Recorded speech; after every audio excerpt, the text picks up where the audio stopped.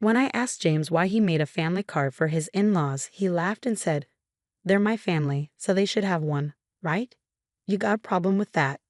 He added, "If you knew who helped you when you were alone, you wouldn't talk like that, would you?" His confident tone surprised me. Was James always like this? He asked. "If you're grateful, you should do more for my family. Then you'll be part of it. Until then, you're like you're on a trial." I never heard of a trial in marriage before.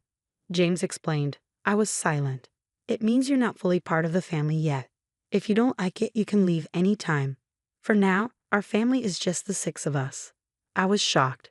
So I canceled our shared credit cards and moved out right away. "Hi, I'm Olivia Cook, and I'm 30 years old. I draw pictures for a living, working from home as a freelancer. Before that, I used to design stuff for a big ad company, but I started doing my own thing about 5 years ago when I got married. My folks passed away in a crash when I was little, so my grandparents raised me. But I moved back to my parents' old place in the city center for college, and I've been there ever since. I met my hubby James at this Italian joint where he worked. It was a cozy spot with good food at decent prices, so me and my work buddies went there a lot. James, the charming waiter, caught everyone's eye, including mine. He was quite the looker. The manager even joked that some folks came just to see him, and I totally got why. Can't deny, I was a bit of a fan myself. He had this cool vibe that really stood out. We grew closer pretty fast, and before we knew it, folks were calling us a couple. Surprisingly, we ended up tying the knot. I don't remember much from that time. It's like I was in a bit of a fog. Next thing I knew, I was married to James, my husband. But I did love him, and I was genuinely happy about getting married. I left my job at the design company on good terms and started freelancing. James stuck with his gig at the Italian joint, working odd hours, sometimes late into the night. It got tough to juggle work, so I decided to go solo, something I'd always wanted to do. That sounds smart, Olivia. It'll be easier for you, and it's great to keep doing what you love. James backed me up. And that's how we kicked off our married life. We weren't into big flashy stuff, so we skipped the whole wedding hoopla and just signed the papers. Our families met briefly, and that was that. James went to work, and I held down the fort at home, managing chores and freelancing. Our schedules were all over the place, but we made it a point to have meals together whenever we could. It was simple, but it made us happy. I thought, yep, marriage is pretty sweet. About a year into our marriage, things took a turn for the worse. My family wants to visit. Is that cool? James asked one day. Sure, I replied. I was actually looking forward to it. I'd only had a brief encounter with James's family before, so I figured this would be a good chance to bond with them. Having lost my own parents early on, I always admired James's big family, but when they arrived, 5 of them, I was left stunned. Hey, which room's mine? His sister blurted out as soon as they stepped in. She's 35, 3 years older than both James and me, and works at a local store. Her abruptness caught me off guard. She seemed so different from the polite person I'd met before. James's 22-year-old sister was there too, but she stayed quiet, barely saying a word, just like when we first met. Following James's sister's hurried lead, I showed them to the guest room, and James's parents to my parents' old room, the only one in Japanese style. I thought it'd suit them best. Once they settled into their rooms, James's sister declared, "Well, since we're all under the same roof now, you better start treating our family right." I was puzzled by her words, but when I turned to James for clarification, he simply chuckled in a way I'd never heard before. Turns out, they'd given up their place and moved in here without telling me, he explained. Sorry, our family home had to be vacated suddenly, and they had nowhere else to go. I wish he'd informed me earlier. I had assumed it was just for a day or two, not a long. James's family didn't hold back. From the moment they moved in, all 4 of them expected me to handle everything while they did nothing, saying whatever they pleased. They made no effort to find jobs or a place of their own. When I asked about their employment, I got yet another surprise. "Oh, I quit that awful job at the supermarket," his sister confessed. She was working, but it turned out to be just a part-time gig. I'd assumed she had a full-time job given her age, but she admitted she hadn't held a steady job since high school. James's parents also had part-time jobs they gave up before moving in, and his other sister, well, she was unemployed. She claimed to be a student, but that wasn't true. "Why should I work when I'm part of a well-off family now?" she reasoned. When I asked who she was referring to, I received another startling response. You obviously. You received a hefty settlement and insurance payout after your parents' accident, and you don't even have a mortgage on this place. You can live comfortably without having to work, James's sister remarked, chuckling. I voiced my concerns to James when he returned home, but he erupted in a manner I'd never witnessed before. Everyone's exhausted from being suddenly uprooted. Give them some time to recuperate. Or do you want to kick out my family, Olivia? I was stunned into silence. Then, abruptly, James softened his tone. I'm sorry for yelling. It's been a tough day for me too. Can you please try to be a bit more understanding? Looking back, James was adept at manipulating situations with a blend of kindness and severity. But in that moment, I failed to see it, agreeing to endure a bit longer. The situation with James's family grew more oppressive. They treated me like a servant at home and demanded money whenever they went out. We can't even look for jobs without some cash, can we? It's only fair, but if we can't find work, we'll just keep staying here, they reasoned. Reluctantly, I handed over some money, which they claimed to have used up without any luck in the job hunt. I suspected they never even bothered to search, but pointing that out would only lead to accusations without proof. And then James's entire family would lay blame on me for hours. Sharing my concerns with James didn't solve anything. Everyone's feeling frustrated about not finding jobs. Sorry, just bear with it a little longer. I'll have a talk with them, James would say, attempting to smooth things over. But as time passed, I felt like speaking up was futile. However, the frequency of their money requests gradually decreased, perhaps because James had a word with them. So the issue seemed to resolve itself. Of course, the money I had given them was never returned. Then, after about 2 months of enduring the situation, I noticed something alarming. Why is the credit card bill so high? Could it be unauthorized charges? Quickly checking the statement, I found that all the expenses were made with family credit cards. The purchases ranged from food and drinks to books, games, and even luxury brand bags and clothing. Each purchase was assigned a number from 1 to 6, indicating that 6 family credit cards had been issued. These credit cards were under my name, with James using the family cards. It seems like you'd handle this better, and it's easier to manage payments, right? Can I entrust it to you? He had asked, and I ended up taking charge of them. However, it turned out these family cards had been issued without my knowledge. James's family stopped requesting money because they could now make credit card payments and withdraw cash. When I confronted James about why he made family cards for his in-laws without consulting me, he chuckled and replied, well, you complain when they say they're broke, so what else could I do? Plus, you know who supported you when you were alone, right? Can you really speak like that to the important family of your benefactor? His bold tone left me speechless, unlike anything I'd heard before. Was James always like this? If you're thankful, you should do more for my family. Then I'll accept you as part of the family too. Until then, think of it like you're still in a trial period, he continued. I'd never heard of a trial period in marriage before. Seeing my silence, James pushed on. This means you're not officially part of the family yet. If you're not okay with it, you're free to leave anytime. Right now, it's just the 5 of us in our family. Useless freeloaders. Leave, he concluded. That's when I realized James's true character. I felt like all the color drained from my face. Stunned, I contemplated divorcing James. In fact, I began questioning why I even married him in the first place. At first, I was drawn to him simply because he was attractive, like many other women. I was infatuated with his looks without any real reason. Then, on one occasion when I went to the restroom, James approached me. You seem different, Olivia. Kind of mysterious. Sorry, I shouldn't say that to a customer, he said. I was taken aback but intrigued, and I found myself paying more attention to him over time. Maybe that was his strategy to make me like him. Looking back calmly, it all adds up. I remember once a colleague joked that I was a wealthy lady living alone in a condo, and it was after that James started chatting with me, perhaps because he was interested in my wealth and condo. Honestly, James wasn't exactly my type, to put it nicely. He was more modern, if I'm being blunt. He seemed a bit superficial. I preferred mature men who spoke softly and seriously. Yet, somehow, I ended up falling for James. I always found that perplexing, considering he was the typical handsome guy who could easily charm a woman, especially someone like me, who was new to the working world and not accustomed to men. I fell for his tricks and ended up marrying him. Thinking about it now left me feeling frustrated and ashamed.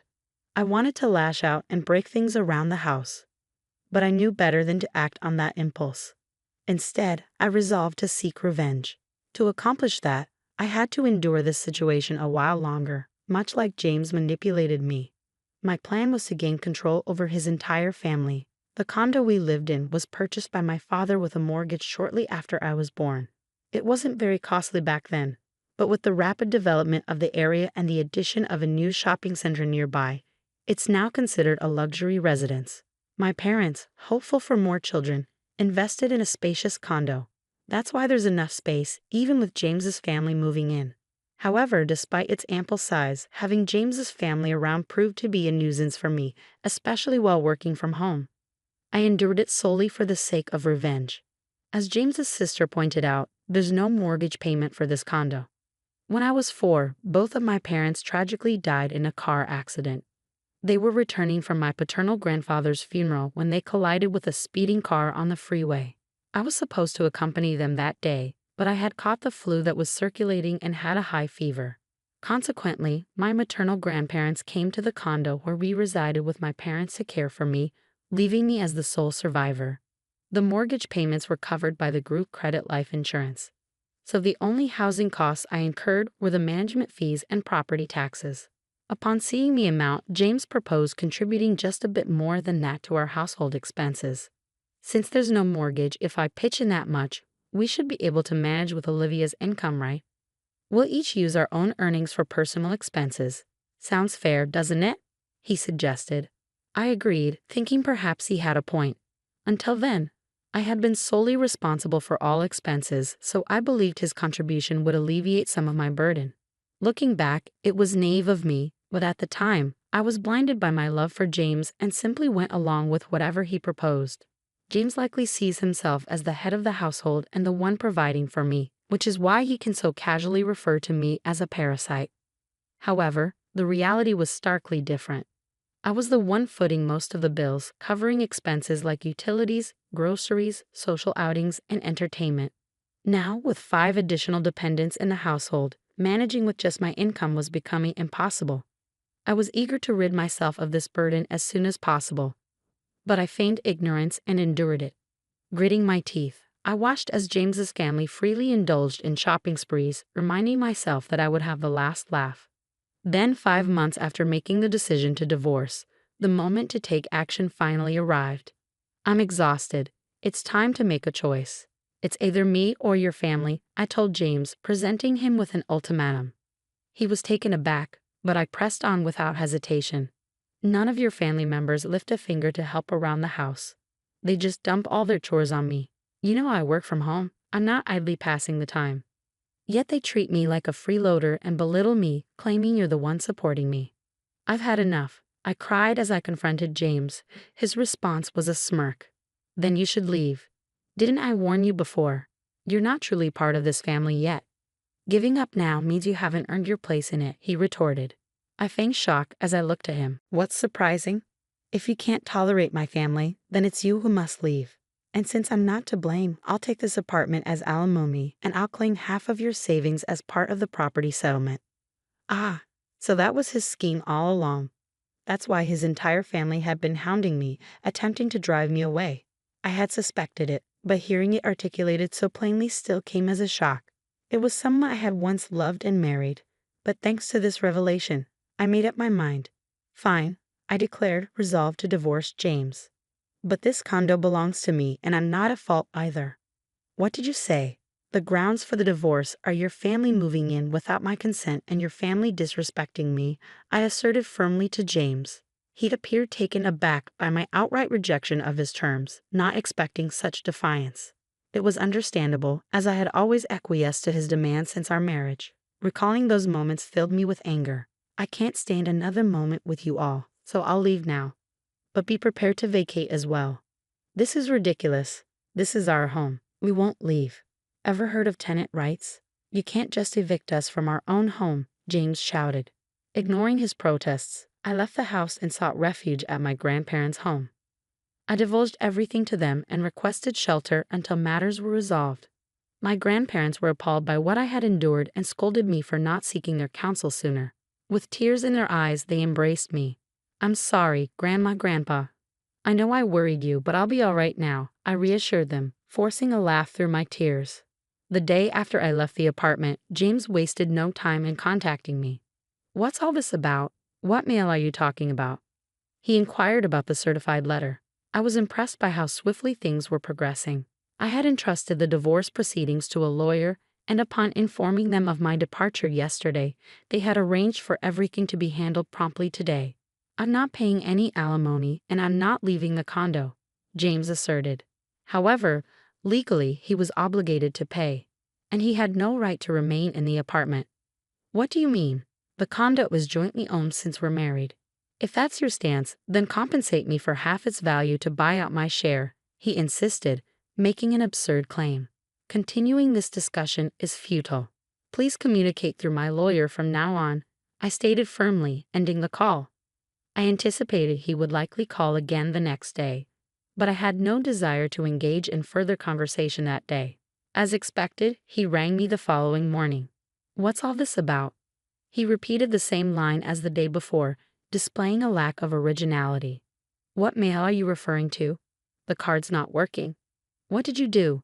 "What I did was cancel it. That card belonged to me, and you were merely an authorized user on the family card, remember?"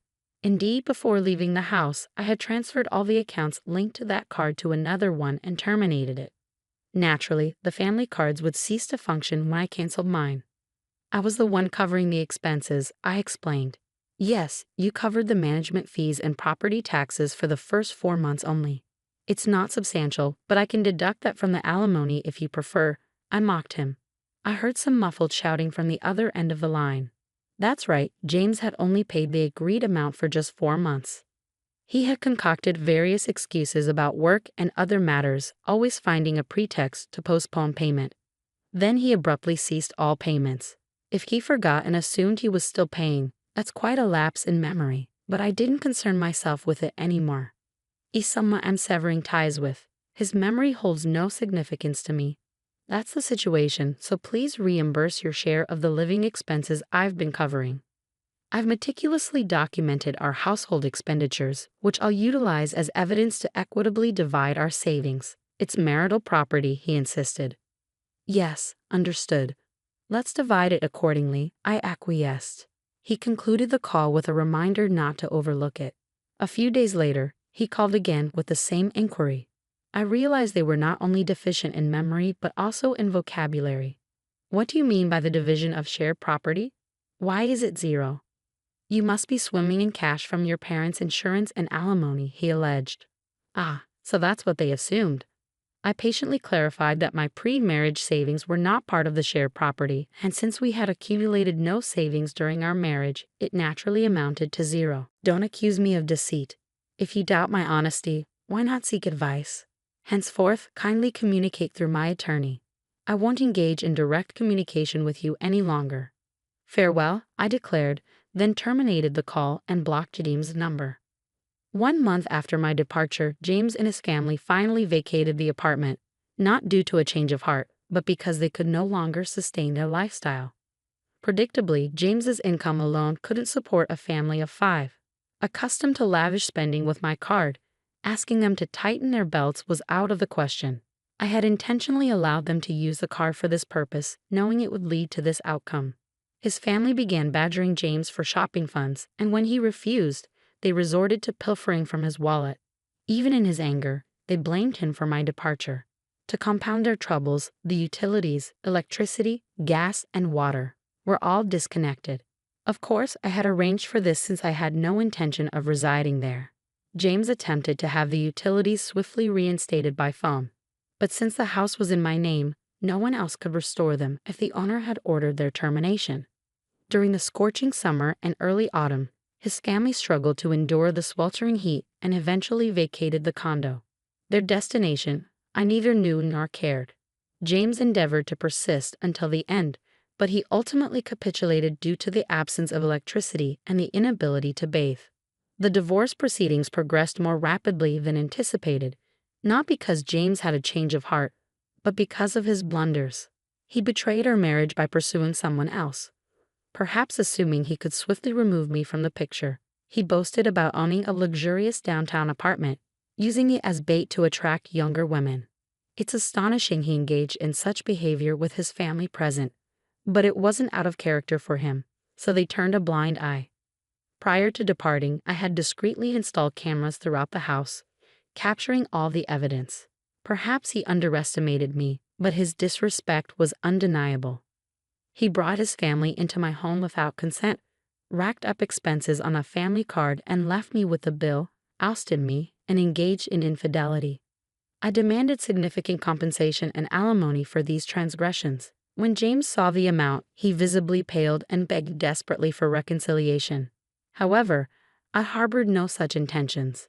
Aware of his inability to pay, I pressured him to borrow as much as possible from his company and seized whatever assets I could. When I threatened legal action for fraudulent use of the family card, he reluctantly agreed to my terms. I can only hope he makes diligent efforts to repay his debts. The divorce is now finalized, and I am currently residing at my grandparents' place. I haven't decided what to do with the apartment yet. While it held sentimental value as an inheritance from my late parents, given the circumstances and lack of memories associated with it, I may opt to sell it. On the professional front, my career as an illustrator is flourishing. I may soon live independently again. But for now, I'm content working from my grandparents' home. I'll continue to rely on their support for a little while longer before forging ahead with renewed determination. In the future, I'll be more discerning in choosing a partner, prioritizing qualities beyond mere attractiveness. My hope is to find a life partner with whom I can share my journey. The shrill ring of my phone pierced the silence of the lazy Sunday afternoon. I glanced at the caller ID, my heart skipping a beat when I saw Lily's name flash across the screen. "Grandma, you have to come over right now." Lily's voice trembled with panic. "Mom's gone crazy, and she's destroying all of Dad's diner stuff." My stomach twisted into knots. The diner, the one my late husband Paul had poured his heart and soul into, meant everything to our family. Before I could respond, I heard shouting in the background. "You ungrateful little brat!" Kendra's shrill voice cut through the line. "How dare you call your grandmother over this nonsense?" "Nonsense?" Eli's voice boomed. "Those items belong to my father. You had no right to touch them." I grabbed my keys and rushed out the door, my mind racing. What could have possibly triggered such an explosive situation? Kendra had always been difficult, but this seemed beyond her usual manipulative behavior. 20 minutes later, I burst through the front door of Eli and Kendra's home. The scene that greeted me was one of utter chaos. Shattered glass littered the floor, and torn photographs lay scattered like confetti. In the center of the maelstrom stood Kendra, clutching a baseball bat, her eyes wild with rage. "Mom, what the hell is going on?" I demanded, my gaze shifting to Eli, who stood protectively in front of Lily. "Ask your precious daughter-in-law," Eli spat, his jaw clenched. "She's decided to erase every last memory of my father from this house." Kendra let out a derisive laugh. "Don't act so innocent, Eli. You know damn well your father's obsession with that dingy diner ruined our lives." "Ruined our lives?" Eli's voice cracked with disbelief. "That diner was his dream, his legacy." "Well, it's time to move on from the past," Kendra sneered, raising the bat menacingly. "Starting with this worthless junk." Before anyone could react, she swung the bat, shattering an antique glass display case that had once housed Paul's prized collection of salt and pepper shakers. The sound of breaking glass echoed through the room, and Lily let out a choked sob. Rage and sorrow welled up within me, but I forced myself to remain calm. "Kendra, stop this madness right now," I said, my voice steady despite the turmoil raging inside me. Kendra fixed me with a cold, calculating stare. "Or what, Marlene? You'll lecture me about respecting my husband's wishes? Please. Eli is too weak to stand up to me, and you're just a bitter old woman clinging to the past." Her words cut deep, but I refused to rise to her bait. Instead, I turned to Eli, my eyes pleading. "Son, you can't let her do this. Your father's legacy means everything to our family." Eli's gaze wavered, torn between his loyalty to me and his desire to keep his family intact. In that moment, I knew Kendra's manipulation had taken its toll, and I feared for the future of my son and granddaughter. As I surveyed the wreckage around me, a steely resolve settled over me. I would not allow Kendra's deceit and cruelty to destroy what Paul had built. No matter the cost, I would fight to protect my family's legacy and our bond from her poisonous influence. In the days that followed, a heavy pall of tension hung over Eli and Kendra's home. Kendra's outburst had shattered more than just the remnants of Paul's diner. It had exposed the deep fractures in their marriage. I found myself scrutinizing Kendra's every word and gesture, searching for the cracks in her carefully constructed facade. What I witnessed chilled me to the bone. "Eli, have you seen my diamond earrings?" Kendra asked one evening, her tone laced with accusation. Eli glanced up from his laptop, his brow furrowed. "No, I haven't. Did you check your jewelry box?" "Of course I did, you idiot," Kendra snapped. "I'm not a complete moron." Eli recoiled as if struck, his shoulders slumping. "I was just trying to help," he mumbled. Kendra scoffed. "Well, you're not very good at it, are you?" The venom in her words hung heavy in the air, and I fought back the urge to intervene. Lily, ever the perceptive child, shot me a pained look before retreating to her room. Later that night I found her in the kitchen, pouring herself a generous glass of wine. "Rough day?" I asked, keeping my tone neutral. She fixed me with a cold stare. "Like you care." "Of course I care, Kendra," I said, struggling to maintain my composure. "We're family? Family?" She let out a bitter laugh. "You've never accepted me as part of this family. I'm just the gold-digging wife in your eyes, isn't that right?" Her words stung, but I refused to take the bait. "I've only ever wanted what's best for Eli and Lily." "Sure you have," Kendra sneered. "That's why you're always sticking your nose where it doesn't belong, trying to undermine my relationship with Eli." "I'm not the one undermining anything," I countered, my voice rising despite my efforts to remain calm. "You're the one belittling him, making him feel insignificant in his own home." Kendra's expression hardened. "You have no idea what you're talking about, old woman. Eli loves me, and he knows better than to listen to your poisonous lies." With that, she drained her glass and stalked out of the kitchen, leaving me reeling from the weight of her cruelty. In the days that followed, I witnessed more of Kendra's manipulation tactics. The subtle jabs, the emotional blackmail, the way she twisted Eli's words and actions to suit her narrative. Each encounter reinforced my growing suspicion that Kendra's true nature was far darker than I could have imagined. One evening, as Eli and I sat in the living room, Kendra breezed in, her expression one of false concern. "Eli, darling, have you been feeling all right lately? You seem a bit off." Eli frowned. "I'm fine, Kendra. Just a little tired from work, that's all." "Are you sure?" Kendra pressed, her voice dripping with saccharine sweetness. "Because you've been acting so distant lately. I can't help but wonder if there's something or someone else occupying your thoughts."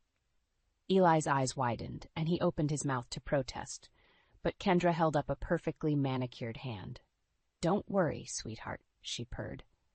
"I understand. It must be so hard for you, living in the shadow of your father's legacy, always being compared to the great Paul Carter, never quite measuring up." Eli visibly deflated, his shoulders slumping in defeat. In that moment, I saw the true extent of Kendra's power, her ability to twist the knife of emotional manipulation with surgical precision. As I watched my son wilt under the weight of Kendra's barbed words, a cold fury settled over me. This woman, this viper in human form, had no right to tear him down like this. I vowed then and there to uncover the truth about Kendra's motives, no matter the cost. The future of my family depended on it. In the days that followed Kendra's scathing remarks, I found myself consumed by a burning need to uncover the truth about her motives. There was a darkness lurking beneath her saccharine facade, and I intended to expose it. It was during one of my weekly visits that the first crack in Kendra's carefully constructed facade appeared. Eli had stepped out to run errands, leaving Lily and me alone in the living room. "Grandma?" Lily's voice was small, laced with uncertainty. "What is it, sweetheart?" I asked, setting aside the book I'd been pretending to read. Lily chewed her lip, her eyes darting towards the hallway. "Can you keep a secret?" A knot of dread formed in the pit of my stomach. "Of course, honey. You know you can trust me." She nodded, then leaned in close. "I think Mom's been stealing from Dad's inheritance." The words hit me like a physical blow. Paul had left a sizable sum for Eli and Lily, intended to secure Lily's education and future. The thought of Kendra dipping into those funds made my blood boil. What makes you think that? I asked, struggling to keep my voice steady. Lily's eyes welled with tears. I overheard her on the phone, talking about needing more money to cover her gambling debts. Gambling debts. The pieces began to fall into place. Kendra's lavish spending habits, her constant need for control, the way she belittled Eli at every turn. It was all part of a larger web of deceit. "Oh, Lily," I murmured, pulling her into a tight embrace. "I'm so sorry you've had to bear witness to this." Lily clung to me, her thin shoulders shaking with silent sobs. In that moment, a fierce protectiveness washed over me. I would not allow Kendra to rob my granddaughter of her future, of the life her grandfather had so carefully planned for her. Over the next few days, I devoted myself to gathering evidence of Kendra's misdeeds. With Lily's help, I combed through financial statements and bank records, piecing together a damning portrait of Kendra's betrayal. The evidence was irrefutable. She had drained over half of Eli's inheritance, funneling the funds into her own secret accounts and using them to fuel her gambling addiction. The scale of her deception left me reeling. When Eli returned home from work one evening, I knew it was time to confront him with the truth. As he settled onto the couch, I steeled myself for the inevitable fallout. "Eli, we need to talk," I said, my voice solemn. He frowned, sensing the gravity in my tone. "What's going on, Mom?" I took a deep breath, then laid out the evidence before him, bank statements, wire transfers, even a recording of Kendra's damning phone conversation. As the weight of her betrayal sank in, Eli's face drained of color. "No," he whispered, his eyes haunted. "This can't be true. Kendra would never." His voice trailed off, and for a moment I saw the flicker of doubt cross his features. Kendra had well and truly ensnared him in her web of lies. "I'm sorry, son," I said gently. "But the proof is right here. She's been bleeding you dry for years, all to fund her own selfish desires." Eli's hands balled into fists, his knuckles white with rage. "That money was meant for Lily's future," he growled. "How could she do this to us?" As I watched the realization sink in, a part of me ached for the pain he was undoubtedly feeling, but a larger part felt a grim sense of satisfaction. At long last, the truth was laid bare, and Kendra's reign of deceit was nearing its end. Little did I know, her cruelty was far from over. In the wake of the bombshell revelation about Kendra's betrayal, a tense calm settled over the household. Eli had retreated into a shell of stoic silence, his eyes haunted by the weight of Kendra's deceit. For her part, Kendra maintained a veneer of nonchalance, going about her daily routine as if nothing had changed. But I could see the cracks in her facade, the way her eyes would dart to the corners of the room, the slight tremor in her hands as she poured her morning coffee. She knew the game was up, and she was struggling to maintain control. It was during one of these tense mornings that I received an unexpected call from my nephew, Dylan. A tech-savvy entrepreneur, Dylan had always been someone I could rely on for support, no matter the situation. "Aunt Marlene," he greeted me, his voice tinged with concern. "I heard about what's going on with Kendra. How are you holding up?" I let out a weary sigh. "As well as can be expected, I suppose. Eli is absolutely devastated, and Lily—" I trailed off, the words catching in my throat. "That woman is a menace," Dylan growled. "She needs to be stopped, once and for all." A spark of determination ignited within me. "You're right, Dylan. We can't let her get away with this. But we need concrete evidence, proof that will hold up in court, if it comes to that." There was a pause on the other end of the line, then Dylan's voice took on a resolute tone. "Say no more, Aunt Marlene. I have an idea." Within a matter of days, Dylan had procured a state-of-the-art surveillance system, complete with hidden cameras and audio recording capabilities. Together, we meticulously installed the devices throughout the house, taking care to conceal them in inconspicuous locations. "This should give us a clear picture of Kendra's true behavior," Dylan explained as we reviewed the feed on his laptop. "Any outbursts, any attempts at manipulation, we'll have it all on record." I nodded grimly, steeling myself for the inevitable ugliness we were about to witness. Kendra's true nature was a force to be reckoned with, and I knew we had to be prepared for anything. The next few weeks were a masterclass in emotional warfare.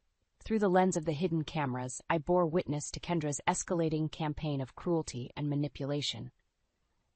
"You're a pathetic excuse for a man, Eli," she sneered one evening, her words laced with venom. "No wonder your father was so disappointed in you. Eli flinched as if struck, his shoulders slumping in defeat. It was a scene that played out time and time again, each barbed remark chipping away at his already fragile psyche. But it was Kendra's treatment of Lily that truly made my blood boil. The once vibrant child had become a shell of her former self, cowering in fear at her mother's slightest outburst. "You ungrateful brat!" Kendra raged, her voice echoing through the empty hallways. "After everything I've sacrificed for this family, this is how you repay me?" Lily shrank back, tears streaming down her face, as Kendra loomed over her, her eyes wild with fury. With each passing day, the evidence against Kendra grew more damning. Dylan and I pored over the recordings, cataloging every lie, every cruel remark, every instance of emotional and psychological abuse. "We've got her dead to rights," Dylan muttered one evening, his jaw set in a grim line. "There's no way she can talk her way out of this one." I nodded, a sense of grim satisfaction settling over me. The road ahead would be long and arduous, but for the first time in years, I felt a glimmer of hope. Kendra's reign of terror was nearing its end, and justice would finally be served. As I lay awake that night, my mind raced with the implications of our evidence. Kendra's downfall was all but inevitable, but what would that mean for Eli and Lily? Could they ever truly heal from the scars she had inflicted upon them? Only time would tell. But one thing was certain. I would not rest until that vile woman was held accountable for her actions, and my family was finally free from her toxic influence. With the damning evidence of Kendra's misdeeds securely in hand, the time had come to confront her head-on. Dylan and I had pored over every recorded interaction, building an airtight case against her, one that would leave no room for denial or manipulation.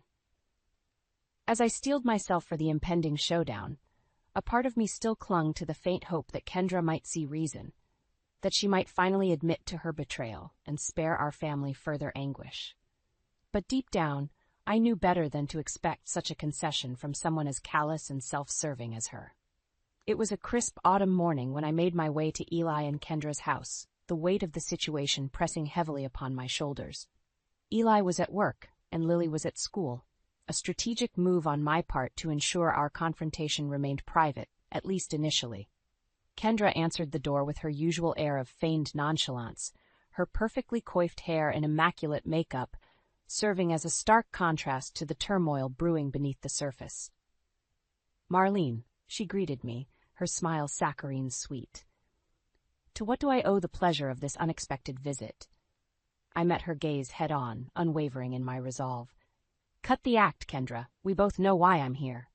Her mask slipped momentarily, a flicker of unease passing across her features before her expression hardened once more. "I haven't the faintest idea what you're talking about."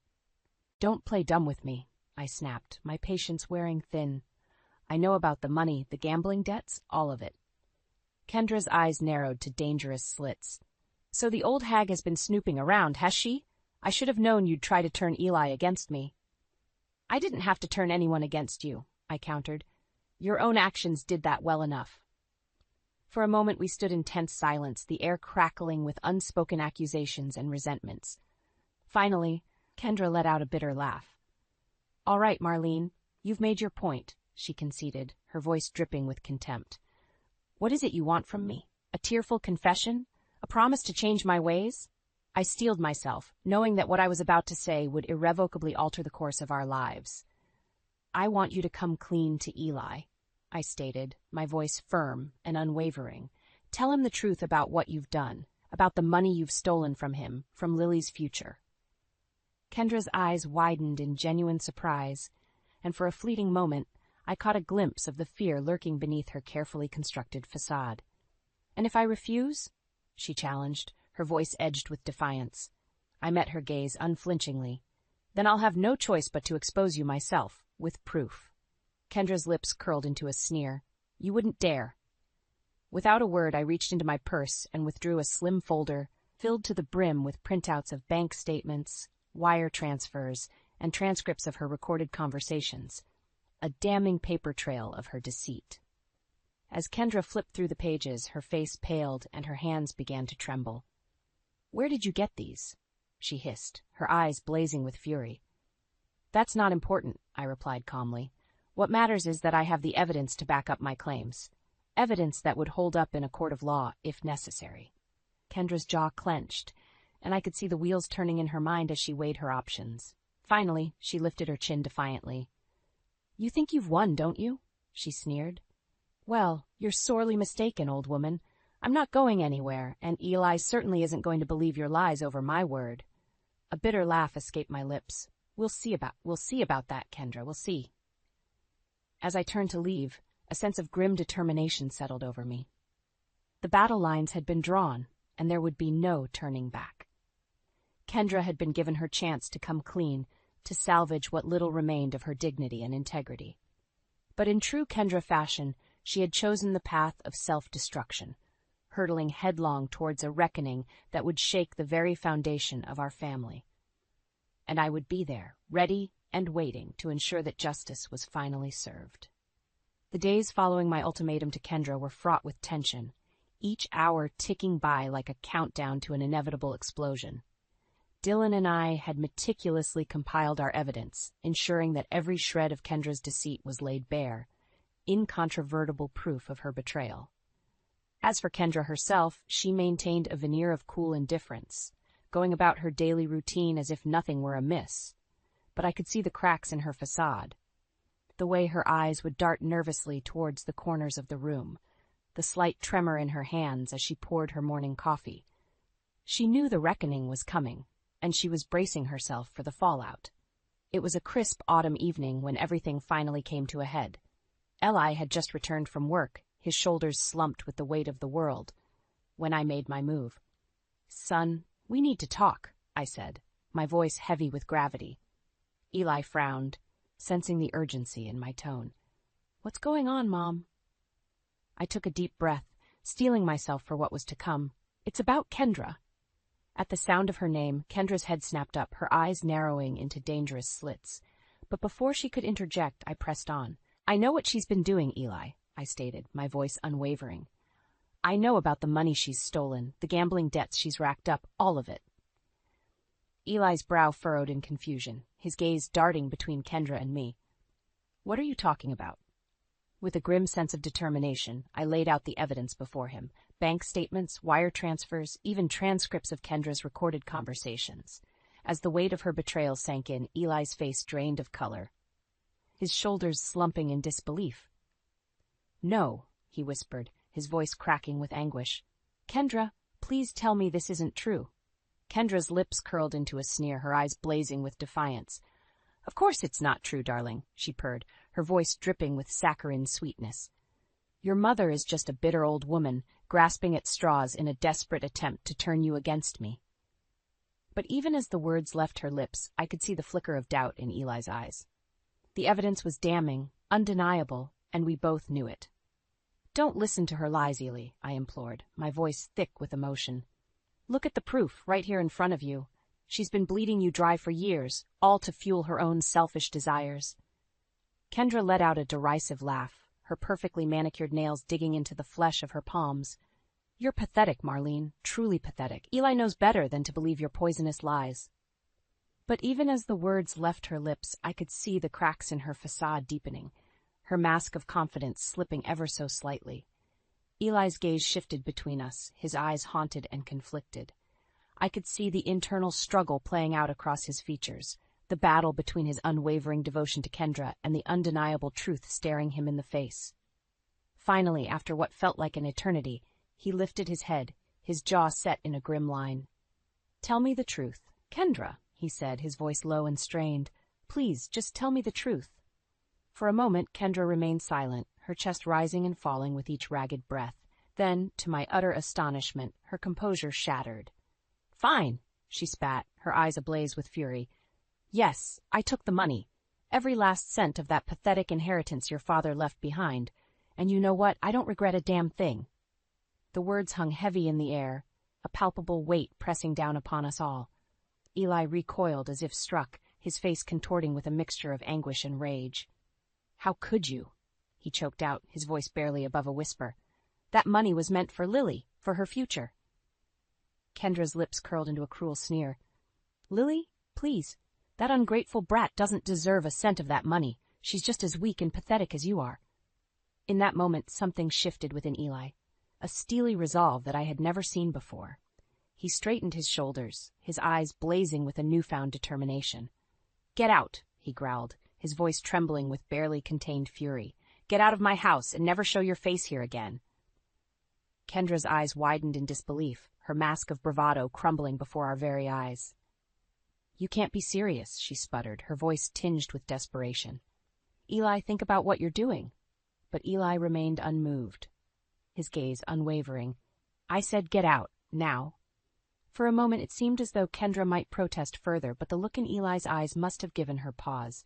With a huff of indignation, she snatched up her purse and stormed towards the door, pausing only to level one final venomous glare in my direction. "This isn't over, Marlene," she hissed. "Not by a long shot." And with that she was gone, the door slamming shut behind her with a resounding finality. In the aftermath of her departure, a heavy silence descended upon the room, broken only by the sound of Eli's ragged breathing. I watched as he sank into a nearby chair, his face buried in his hands, his shoulders shaking with silent sobs. Gingerly, I moved to his side, placing a comforting hand on his shoulder. No words were spoken, but in that moment, a profound understanding passed between us, a shared recognition of the pain and betrayal we had endured, and the long road to healing that lay ahead. But for now, in the aftermath of Kendra's explosive downfall, we allowed ourselves a moment of respite, a fleeting reprieve from the storm that had ravaged our lives for far too long.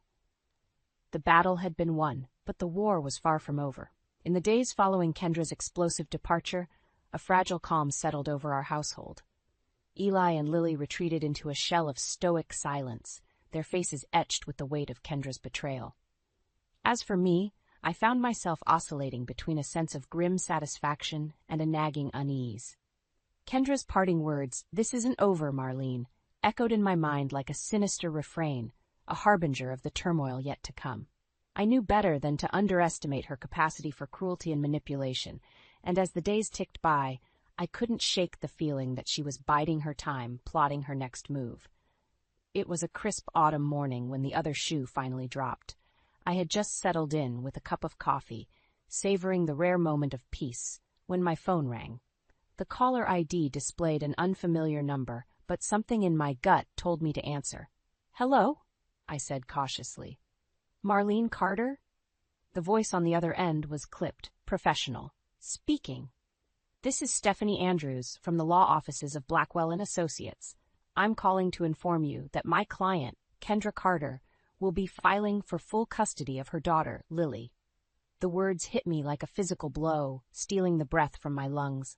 In an instant, my world shifted on its axis, the fragile equilibrium we had fought so hard to achieve threatening to shatter around us. What? I stammered, struggling to make sense of the bombshell that had just been dropped on me. "You heard me correctly, Mrs. Carter," the lawyer continued, her tone devoid of emotion.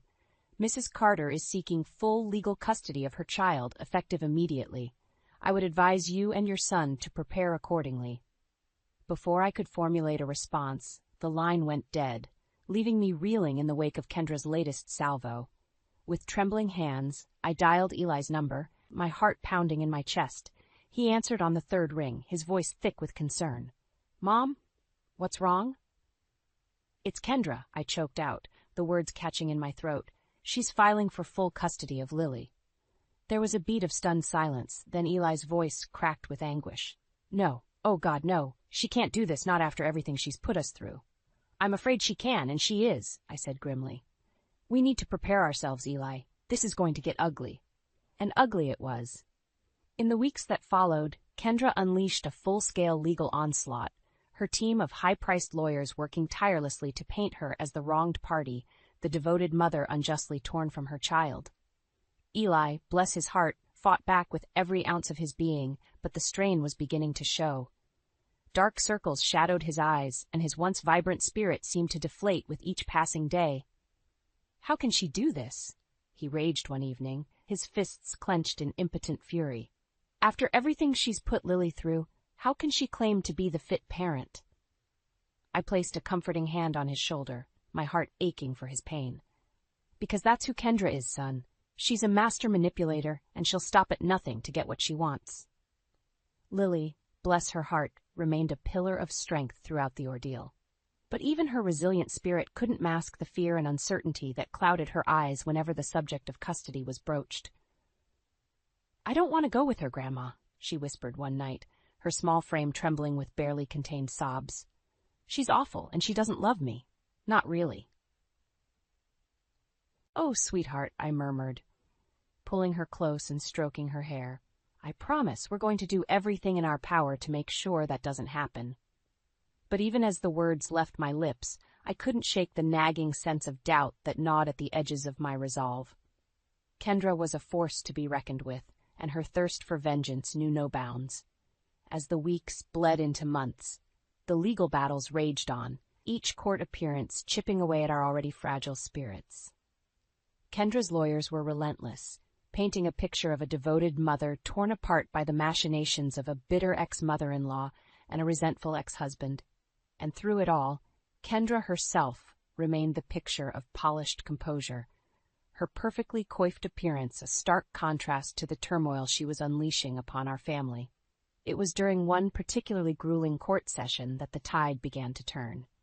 Eli was on the stand, his eyes haunted and his voice strained as he recounted the years of emotional abuse and manipulation he had endured at Kendra's hands. Suddenly, Kendra's lawyer was on her feet, her voice dripping with disdain. "Isn't it true, Mr. Carter, that you have a history of instability and emotional volatility? A history that calls into question your fitness as a parent?" Eli's eyes widened in disbelief, his mouth opening and closing like a gasping fish.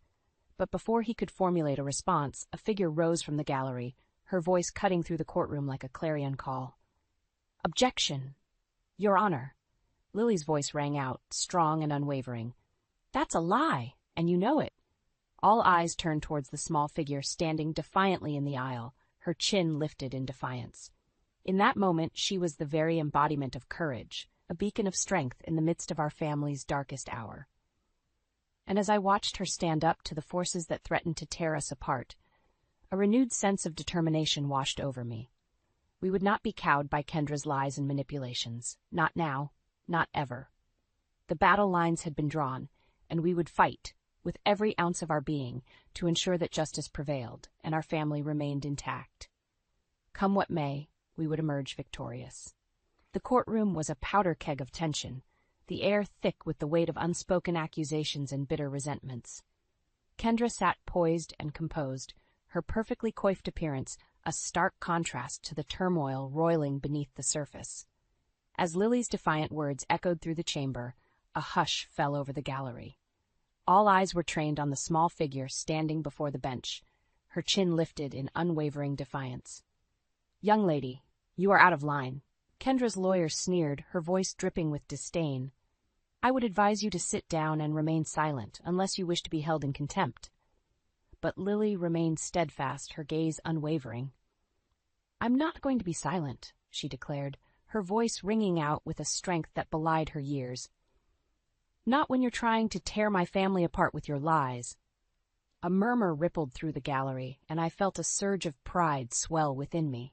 This was the Lily I knew and loved, brave, resilient, and unafraid to speak her truth in the face of adversity. Kendra's eyes narrowed into dangerous slits, her mask of composure slipping ever so slightly. "Lily, darling, please," she cooed, her voice laced with saccharine sweetness. "Don't be ridiculous. Mommy only wants what's best for you." Lily recoiled as if struck, her face contorting with a mixture of disgust and anguish. "You're not my mommy," she spat, her words laced with venom. "Not really. A real mother would never treat her family the way you've treated us." The courtroom erupted into a cacophony of murmurs and whispers, but Lily remained undeterred, her gaze fixed squarely on Kendra. "You've lied and manipulated us for years, all for your own selfish gain," she continued, her voice rising in intensity. "You stole from my dad. You tried to turn him against Grandma. And for what? Power?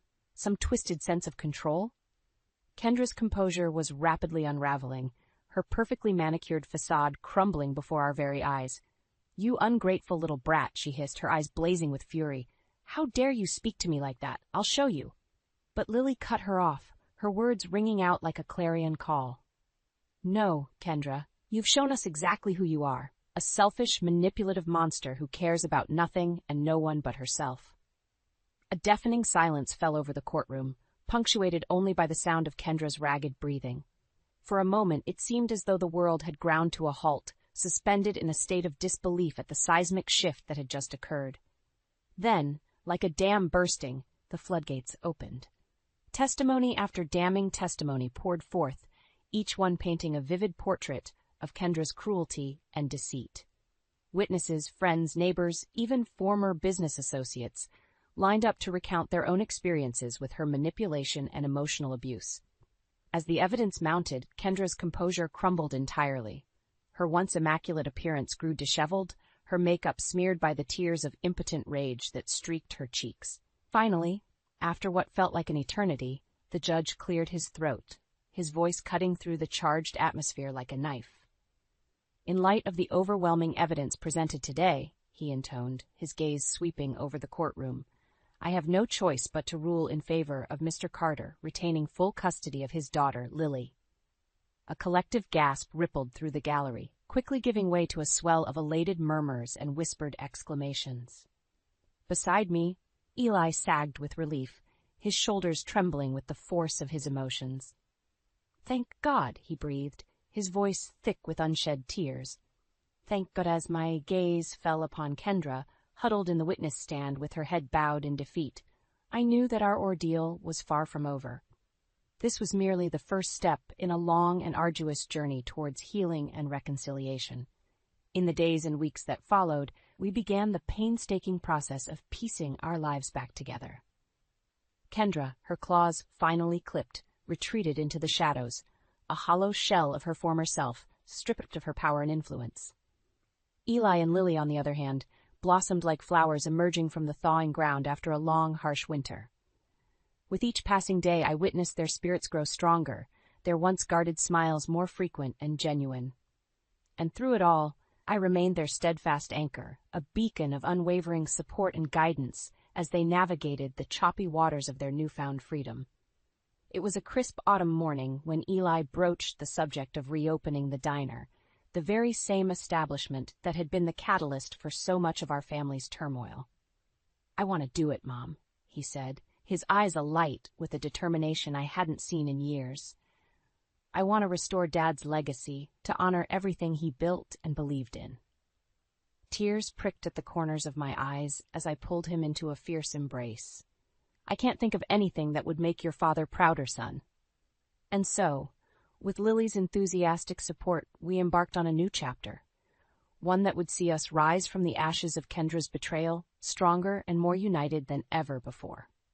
As the renovations progressed and the diner began to take shape, I couldn't help but marvel at the resilience of the human spirit. We had endured the unendurable, weathered storms that would have broken lesser souls, and in the end we had emerged victorious, battered perhaps, but never broken. Because that's what families do. They endure, they persevere, and they forge on, come what may.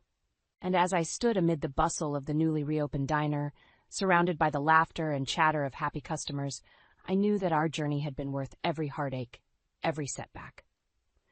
For we had reclaimed what was rightfully ours, our legacy, our dignity, and our unshakable bond as a family.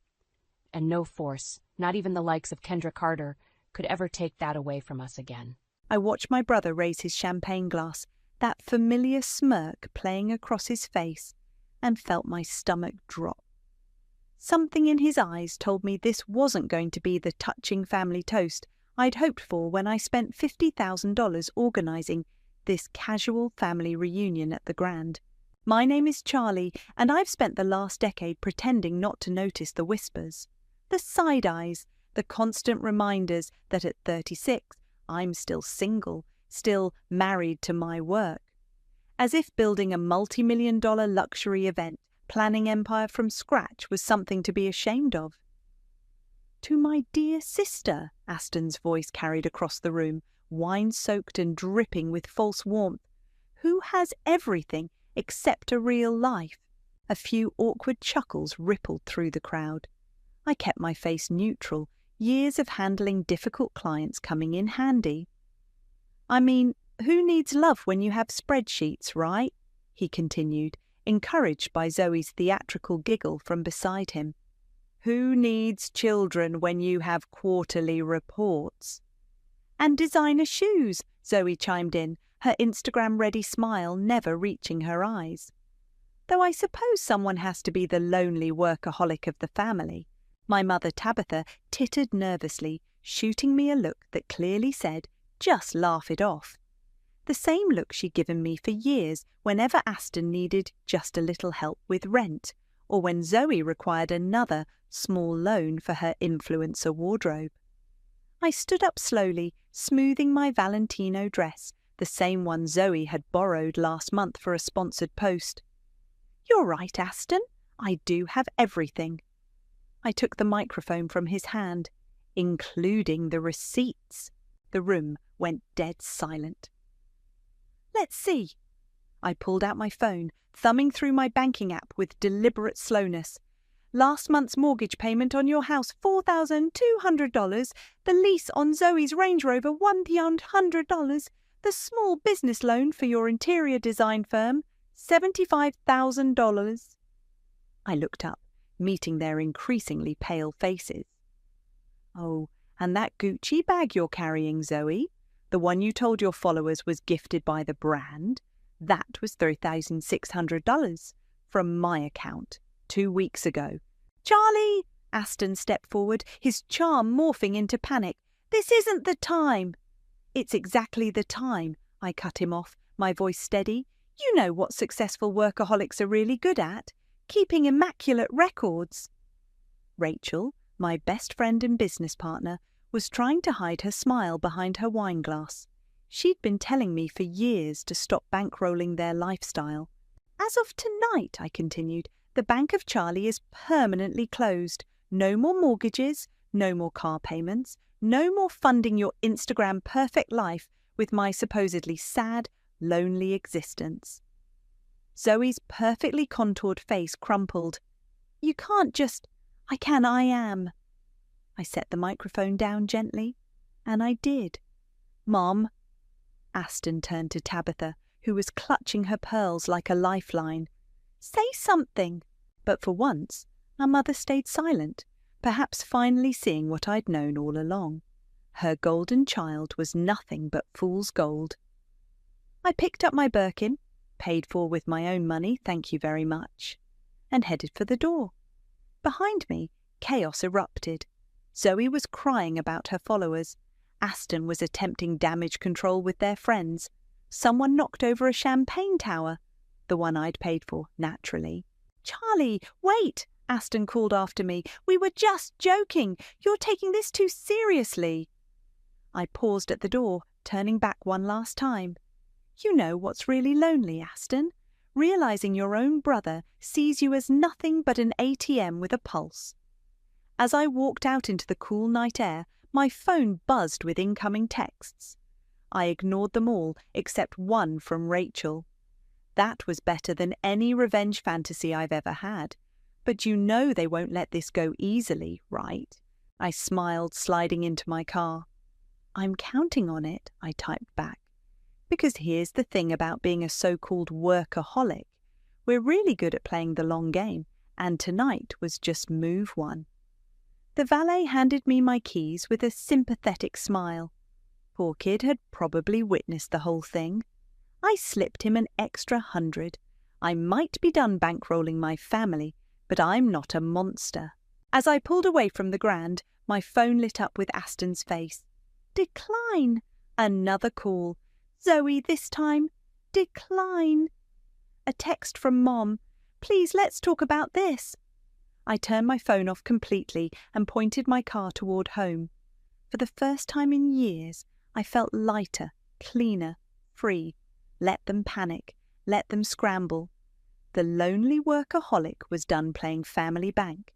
3 days after the toast that shattered my family's facade, I sat in my office, staring at the down payment receipt from when I bought Aston and Zoe their dream house. $200,000. The memory of that day hit me like a punch to the gut. You're an angel, Char, Zoe had squealed, hugging me tight. The best sister-in-law anyone could ask for. Aston had gotten misty-eyed. "I'll pay you back every penny, I swear." That was 4 years ago. They hadn't paid back a single dollar. My intercom buzzed. "Rachel's here," my assistant announced. Rachel walked in, carrying 2 coffee cups and wearing her "we need to talk" face. "Your brother called me 6 times this morning." "Join the club." I gestured to my phone, which displayed 47 missed calls. "What did he want?" "To convince me to talk sense into you." She handed me a coffee. "He says you're having some kind of breakdown. Apparently, successful women who stand up for themselves must be mentally unstable." I laughed bitterly. "Did he mention how he used the business loan I gave him to lease a Porsche?"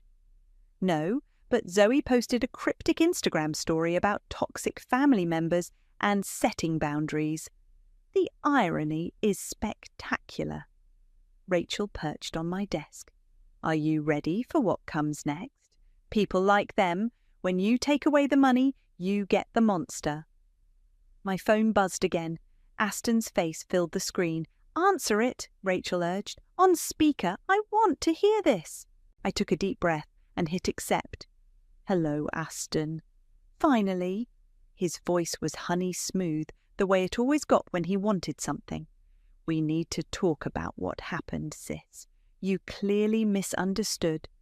"Did I misunderstand the $75,000 loan that was supposed to be for your business?" "That's complicated. Business expenses are." "Is a Porsche a business expense?" Silence. Then, "How did you—" "I know everything, Aston. Every penny, every lie. Look," his voice hardened slightly. "You're obviously stressed, working too hard as usual. Why don't you come over for dinner? Zoe's making your favourite pasta." "My favourite pasta that I paid for with my Whole Foods delivery subscription that you've been using for the past 2 years. Rachel snorted into her coffee. "You're being ridiculous," Aston snapped. "This is what Mum always warned us about. You're letting money come between family. No, you did that when you decided to mock me in front of everyone I know." "It was a joke.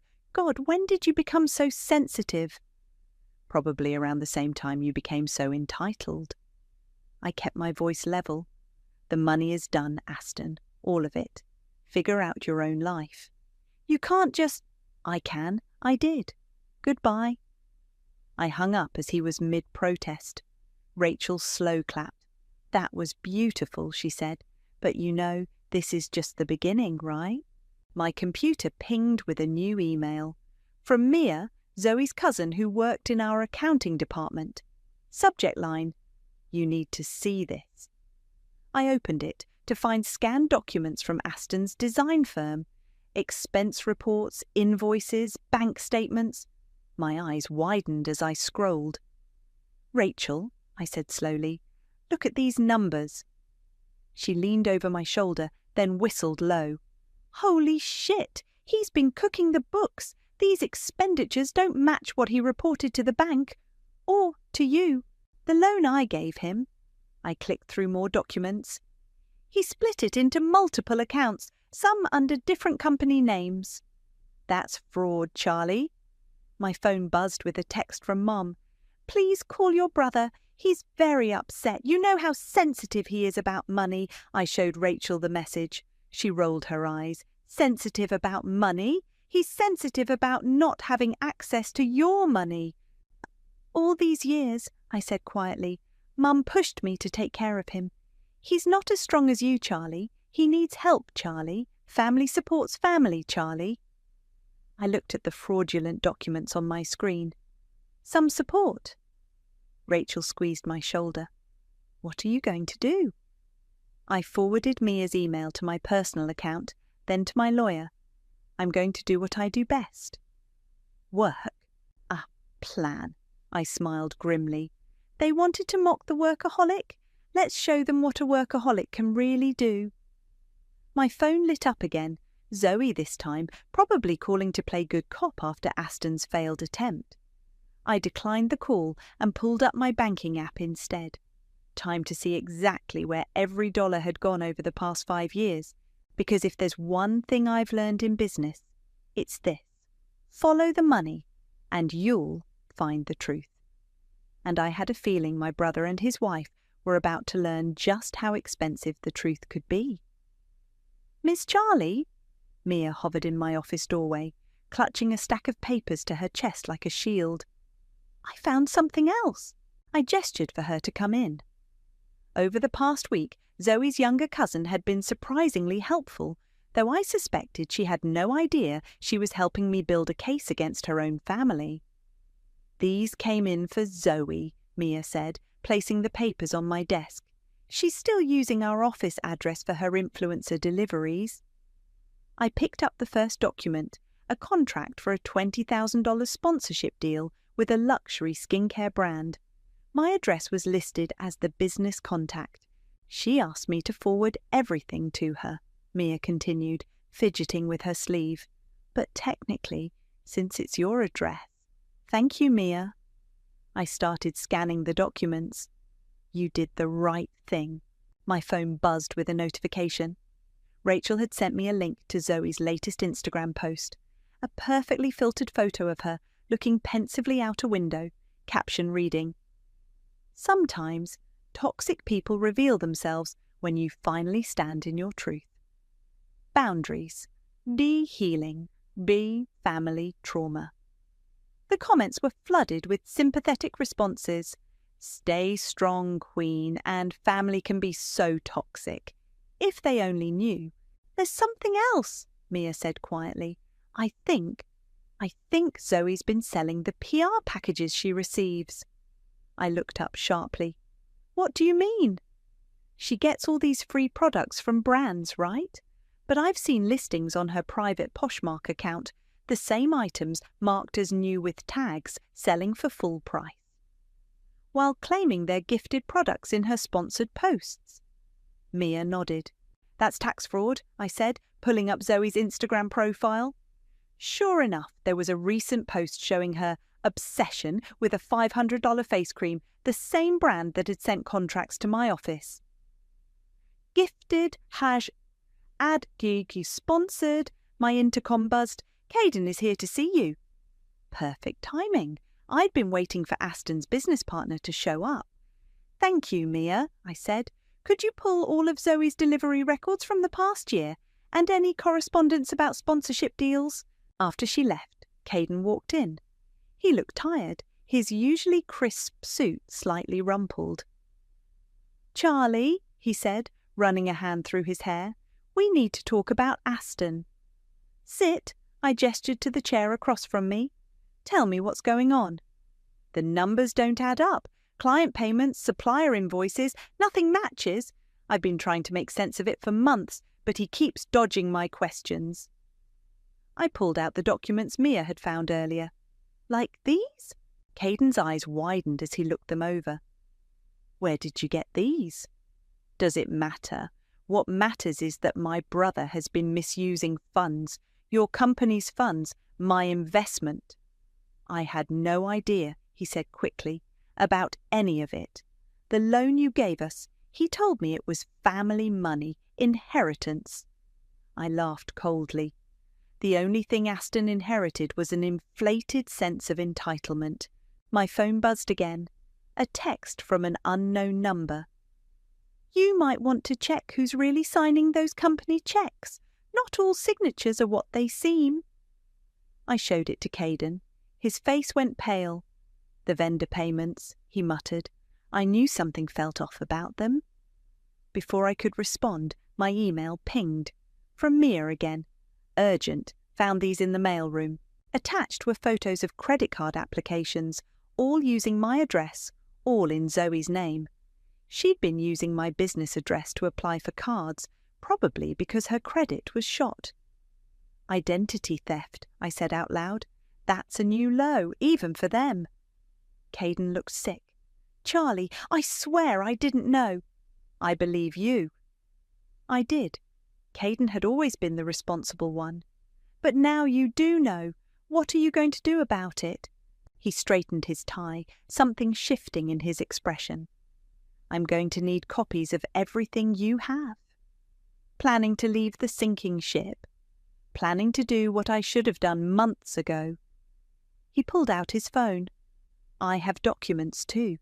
Bank statements, forged signatures, suspicious transfers. He was my friend. I wanted to believe there was an explanation. There is an explanation, I said. My brother's a fraud, and it's time everyone knew it. My phone lit up with another Instagram notification. Zoe had posted again. A tearful selfie about standing strong in the face of adversity. I smiled, thinking about the stack of evidence building on my desk. Hey, Kaiden, how do you feel about helping me plan one last event? What kind of event? The kind where everyone finally sees the truth. I held up one of the forged documents. And this time, I won't be paying for it. You need to fix this, Charlie.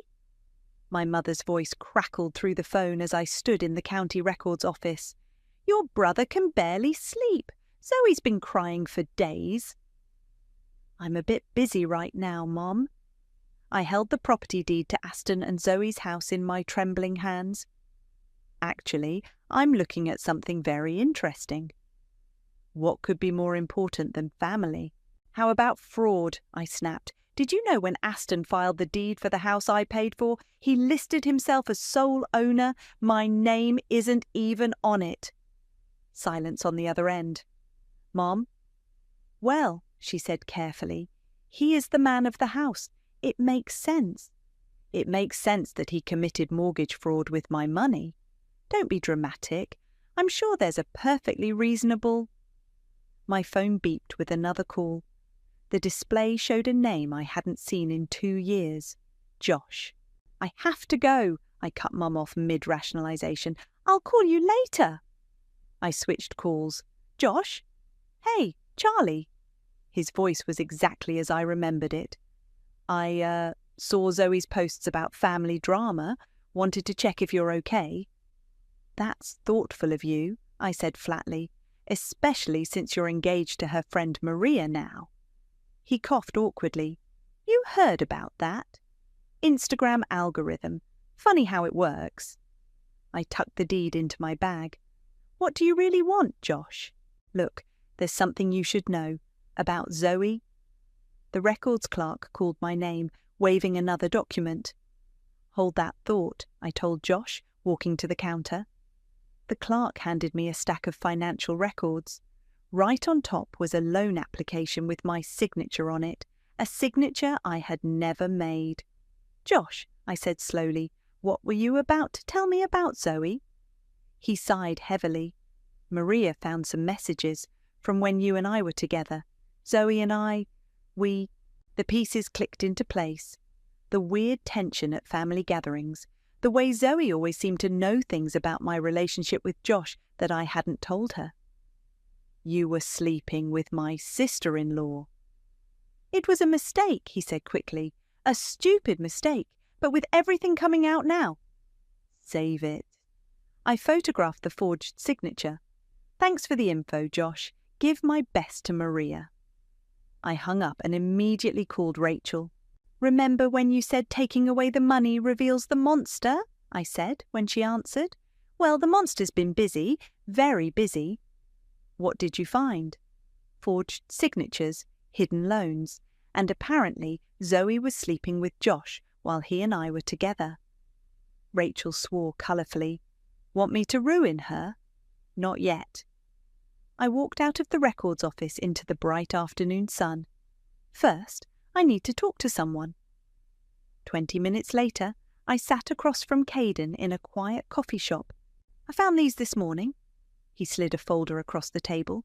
Bank statements showing transfers from company accounts to personal ones, all authorised by Aston. I opened the folder. The numbers made me dizzy. This is way more than the loan I gave him. He's been siphoning client deposits. Kaiden looked exhausted. Using them to cover personal expenses.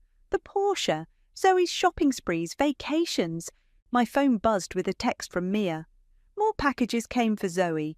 Found receipts showing she's been selling the PR gifts for cash, unreported income. I showed Caden the text. Seems fraud runs in the family.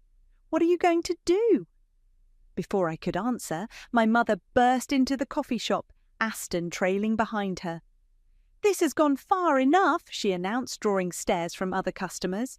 "We're having a family meeting, right now." Aston wouldn't meet my eyes. "Char, please, we can work this out." I pulled out the forged loan document. "Can we work this out too?" He blanched. "That's not... I can explain... Explain forging my signature? Or explain stealing from your company?" I looked at our mother. "Or maybe explain why you listed yourself as sole owner of a house I paid for." "I did that to protect you," he said desperately, "for tax purposes." "Stop lying," Caden cut in. "Just stop." Mum sank into a chair, her righteous anger deflating. "Aston, what did you do?" "What he always does," I said, standing up. "Takes and takes until there's nothing left. But here's the thing. I'm not just some ATM he can drain. I'm the CEO of a major company, and I don't take kindly to fraud." "Are you threatening your own brother?" Mum asked, aghast. "No." I gathered my documents. "I'm promising consequences." As I walked out, my phone lit up with a news alert. Someone had leaked information about Zoe's influencer scams to a major gossip site. I smiled. Rachel always did have perfect timing. Influencer exposed, the fake sponsorship scandal, rocking social media blazed across my screen as Zoe's perfectly curated world began to crumble. The article detailed how she'd been selling gifted products for profit while claiming sponsored partnerships with brands that had never heard of her. My office phone rang. Rachel. "Have you seen her latest Instagram story?" she asked without preamble. I pulled it up. Zoe was crying into the camera, mascara artfully smudged. "I've been targeted by jealous haters who want to destroy my authentic connection with my followers." "Authentic?" I scoffed. "Like the authentic Gucci bag she resold on Poshmark?" "Speaking of authenticity," Rachel said, "the IRS just received an anonymous tip about unreported income from a certain influencer's side hustle." I smiled. "Anonymous, huh?" "Completely untraceable, just like the tip about Aston's company that went to the state financial regulators." My intercom buzzed. "Miss Charlie, Zoe's on line 1. She sounds upset. Put her through." I switched to speakerphone so Rachel could hear. "You evil bitch!" Zoe's voice cracked with fury. "You did this! You leaked those lies!" "Lies?" I kept my voice calm. "Like the lie about sleeping with Josh while he was dating me?" Dead silence. "Oh yes, I know about that too. Josh's fiancée Maria was quite helpful with screenshots." "You're trying to destroy me," Zoe hissed. "My followers are unfollowing by the thousands. Brands are pulling their contracts." "Maybe they don't appreciate being scammed. I'll tell everyone what you did, how you cut off your own family out of jealousy." "Go ahead," I interrupted. "Tell them how jealous I am that I paid your mortgage, funded your lifestyle, bankrolled your husband's failing business." The door to my office opened. Caden walked in, holding a thick manila envelope. "Speaking of your husband's business," I continued, "how much did you know about the forged signatures? The embezzlement?" More silence. "That's what I thought." I nodded to Caden, who started laying out documents on my desk. "You might want to lawyer up, Zoe. Both of you." She hung up. Seconds later, my phone lit up with a call from Aston. "Don't answer it," Caden said. "He needs to see these first." He pointed to the papers. Complete audit trail, every forged check, every misappropriated client payment, every fake invoice, plus proof he knew about Zoe's unreported income and helped hide it. My mother burst into the office, face flushed. "What have you done? Zoe's having a breakdown on social media." "Show her," I told Caden. He handed Mom the documents. Her hands shook as she read. "This can't be right," she whispered. Aston wouldn't. He did, Caden said gently. All of it. My phone buzzed with a text from Mia. Zoe's going live on Instagram. She's threatening to expose company secrets. I pulled up the stream. Zoe was pacing her designer kitchen, the one I'd paid to renovate.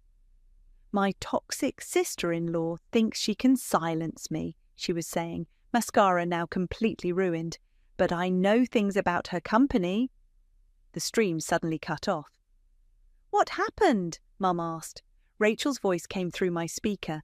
Instagram just suspended her account for fraudulent activity. Oops! A commotion erupted in the outer office. Aston burst in, wild-eyed. Fix this, he demanded. Fix it now! Fix what? I asked calmly. Your fraud, your wife's scams, your lies. I'm your brother. And I'm your victim. I stood up.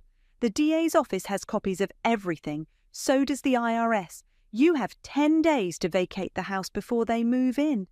You can't. I can. I did. And if you try to fight this, if you try to drag my company into your mess, I'll make sure every client, every vendor, every person you've ever worked with knows exactly what you did. Mum sank into a chair. Charlie, please, he's your family. No, I said quietly. He's a con man who happened to share my parents, and now he's facing consequences. Aston's phone rang. His face went pale as he answered it. What do you mean cancelled? No, please, we can explain. Hello? Hello? He looked up, devastated. Our credit cards, they're all... Frozen, Caden finished. Standard procedure in fraud investigations. My office phone rang again. Rachel's voice was gleeful. Turn on the local news, now! I clicked on my desktop monitor. There it was, breaking news. Local interior design firm under investigation for financial fraud. Aston staggered back, collapsing onto my office couch. Mum was crying silently. You have 10 days, I repeated. Get out of my house, stay away from my company, and remember, this is exactly what you paid for, with my money. The workaholic had finished her calculations, and the balance was finally due. The video started shaky, then stabilized as Zoe centered herself in frame. Her designer kitchen, my designer kitchen, looked oddly bare in the background. Moving boxes peeked into view. My loves, my authentic followers, she began, voice trembling. I need to share my truth about the cruel campaign of harassment. A loud knock interrupted her performance. The camera jolted as she turned. Mrs. Bond, a man's voice called. Repo service, we're here for the Range Rover. The live stream abruptly ended. I closed my laptop with a satisfied click just as Rachel walked in. That was entertaining, she said, dropping into the chair across from me. How many viewers caught that little performance? Enough. I checked my phone. Though her follower count has dropped another 20,000 since yesterday. Speaking of yesterday, Rachel pulled up an email on her phone. Maria sent this. Apparently, she found more evidence of Josh and Zoe's affair, including some interesting timing around your miscarriage 3 years ago. My hands froze over my keyboard. What? Zoe was with Josh the day you lost the baby, while you were in the hospital. She told him not to answer your calls. The old wound ripped open fresh. I remembered lying there alone, calling Josh repeatedly, wondering why my boyfriend of 2 years couldn't be bothered to show up during the worst moment of my life. That's why I threw myself into work, I said quietly. Everyone called me a workaholic, but really, I was just trying not to fall apart. My phone buzzed. Aston. Don't answer it, Rachel warned. No, I want to hear this. I put it on speaker. Yes. We're being evicted, he sounded panicked. The bank says the mortgage is in default. They're accelerating the loan. That tends to happen when you stop making payments. You know we can't afford... Listen, I'm filing a lawsuit. Defamation, emotional distress. You can't just...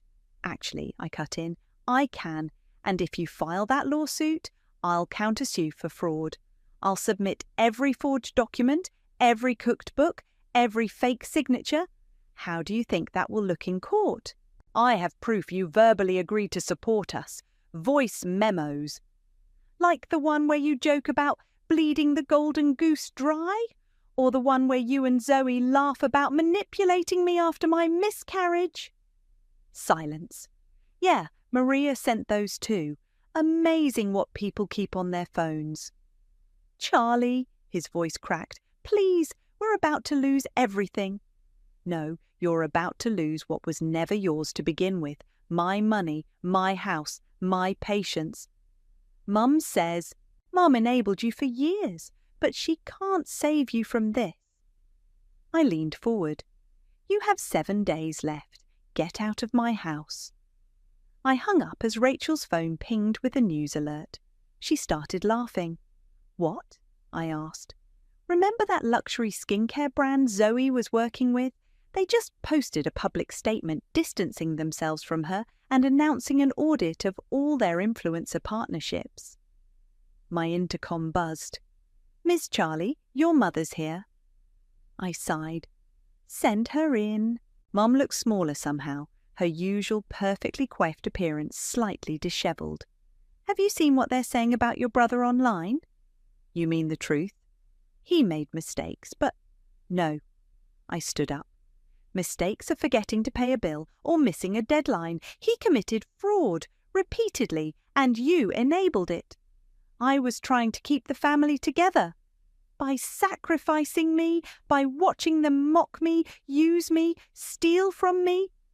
You were always the strong one, she whispered. Strong doesn't mean invulnerable. I pulled out the hospital records from 3 years ago. Did you know about this? About Zoe and Josh?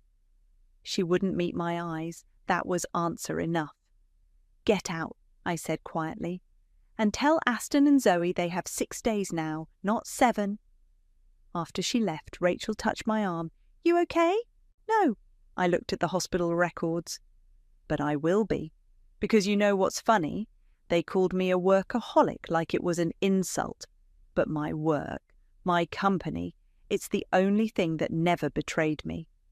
And now it's given you the power to fight back.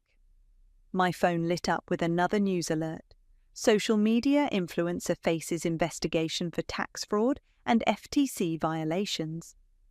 You know what the best revenge is? I asked, showing Rachel the headline. Success. No, I smiled. Documentation. And I documented everything. The workaholic had receipts, and they were about to cost my family everything they thought they'd stolen from me. The house keys felt heavy in my hand as I stood in the empty driveway.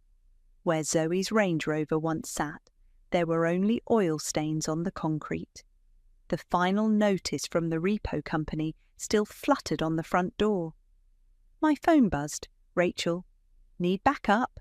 No, I texted back. This is something I need to do alone.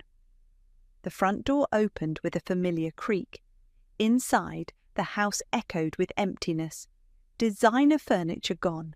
Art removed from walls. Only scattered papers and forgotten trash remained. The detritus of a hasty evacuation.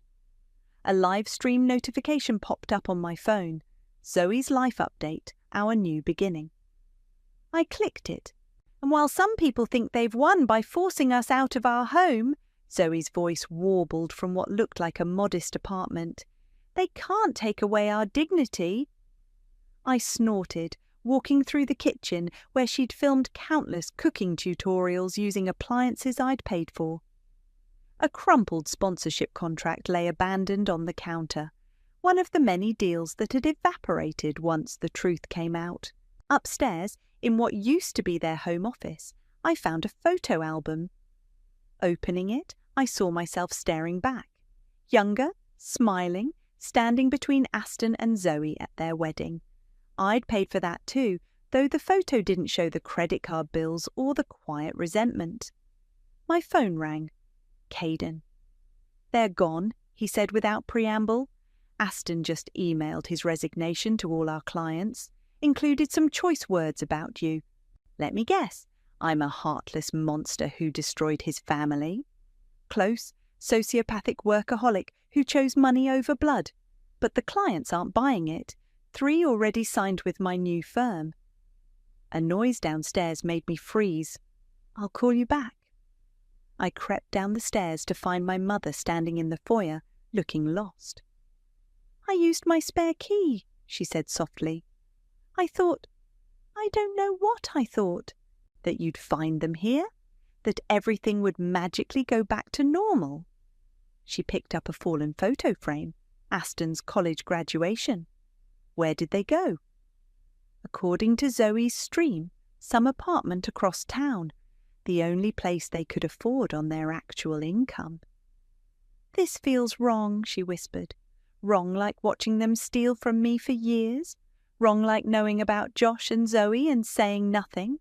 That kind of wrong. She flinched. I was trying to protect my Aston, always Aston. I walked to the kitchen, Mum following. You know what I found in his office files? Every time I gave them money, he recorded it as stupid tax in his personal ledger. That's what he called my help. He didn't mean, stop defending him, my voice echoed off empty walls. For once in your life, stop making excuses for him and see what he really is. Tears rolled down her cheeks. I see now, I do. When the police came with those questions about the fraud, when Zoe's sponsors started demanding their money back, I finally saw what you've been seeing all along. My phone buzzed again. A text from Rachel. Turn on the news now. I pulled up the local news station's website. The headline made my mother gasp. Local interior designer under criminal investigation. Client funds missing. They're saying... Mum sank into a kitchen chair. They're saying he stole from clients too? He did. I showed her my phone. Caden found everything. Client deposits, missing funds, fake projects. It's all there. She buried her face in her hands. What have I done? What did I help create? Before I could answer, the doorbell rang. Through the glass, I saw Rachel and Caden standing there with takeout bags and wine bottles. We thought you might need this, Rachel said when I opened the door. Empty house inspection is better with friends. And wine, Caden added, holding up an expensive bottle of red. They stopped short seeing my mother. It's okay, I said. She was just leaving. Mum stood, straightening her shoulders. Actually, if it's all right, I'd like to stay, to hear everything, the whole truth, no matter how much it hurts. Rachel and Caden looked at me questioningly. I thought about all the family dinners where I'd sat silently while Aston and Zoe mocked me. All the times Mum had told me to just laugh it off, be the bigger person, take care of my brother. Okay, I said finally, but no more excuses, no more enabling, just truth. We sat on the floor of my empty house, the house I'd bought with my sad, lonely workaholic money, and opened the wine. As Rachel and Caden laid out the evidence of Aston and Zoe's deceptions, I watched my mother's face crumple, then harden with each new revelation. Sometimes I realized revenge isn't about destroying people. Sometimes it's about forcing them to finally see the truth. The final tally is 3.2 million, Caden said, sliding the forensic accounting report across my desk. That's how much your brother stole from clients, vendors, and you combined. I nodded, unsurprised. The investigation had revealed layers of fraud deeper than even I had suspected. My phone buzzed with Mia's daily social media report. She'd earned back her position after coming clean about everything Zoe had manipulated her into doing. Sue, Zoe's new account has 847 followers, Mia reported. Her latest post is about finding joy in simple living from a studio apartment in Cincinnati. And Aston, working as a junior designer at a furniture store, making actual minimum wage for the first time in his life. Rachel walked in, waving her tablet. You're going to love this. Remember that voice memo where Aston joked about bleeding you dry? Hard to forget. It just got played in court during his fraud hearing. The judge was not amused. I turned to my window, looking out at the city skyline. My company had doubled its revenue since cutting ties with Aston's toxic referrals. Turns out, success is easier when you're not bankrolling someone else's lies. My intercom buzzed. "Your mother's here." Mum looked different these days, smaller, but somehow stronger. She'd started therapy after everything came out, finally confronting her role in enabling Aston's behaviour. "I sold my house," she announced without preamble. I blinked. "What?" "I'm downsizing, using the money to help pay back some of what Aston stole from his clients." She sat down heavily. "It won't fix everything, but—" "Mom, you don't have to—" "Yes, I do." She pulled out an old photo, me at my company's launch party, beaming with pride. "I have a lot to make up for, starting with how I treated you." My phone lit up with a text from an unknown number. Aston. "Read it," Rachel urged. I opened the message. "They're garnishing my wages. This is all your fault. You've destroyed our lives just because we hurt your feelings. I hope you're happy with yourself." Mom read it over my shoulder and straightened up. "May I?" I handed her my phone. She typed quickly. "No, Aston, you destroyed your own life. Stop blaming your sister for your choices. I raised you better than this." She hit send before I could stop her. "Mum, I'm done enabling him," she said firmly, "and I'm done watching you carry the weight of his mistakes." Rachel cleared her throat. "Speaking of mistakes, Maria sent over the final screenshots from Josh and Zoe's affair. Want to see them?" "No," I smiled. "That's the past. I'm more interested in the future." "Like the future where your company just landed the governor's mansion renovation?" Caden grinned. "Or the future where Architectural Digest wants to feature you in next month's issue?" "Both sound good to me." My phone buzzed again. A news alert. Local designer pleads guilty to fraud charges. Mum's hand found mine. "Are you okay?" "Actually, yes."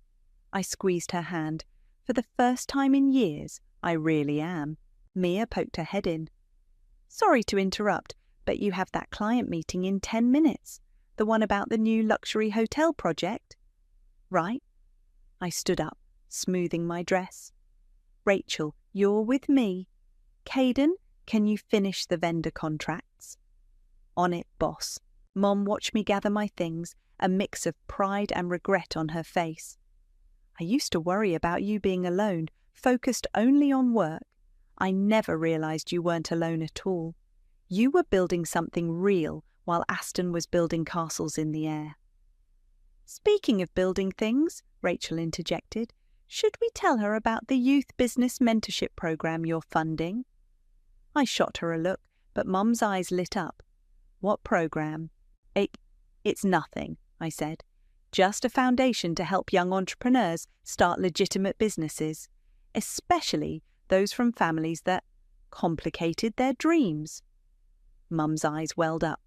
"You're still helping people, even after everything."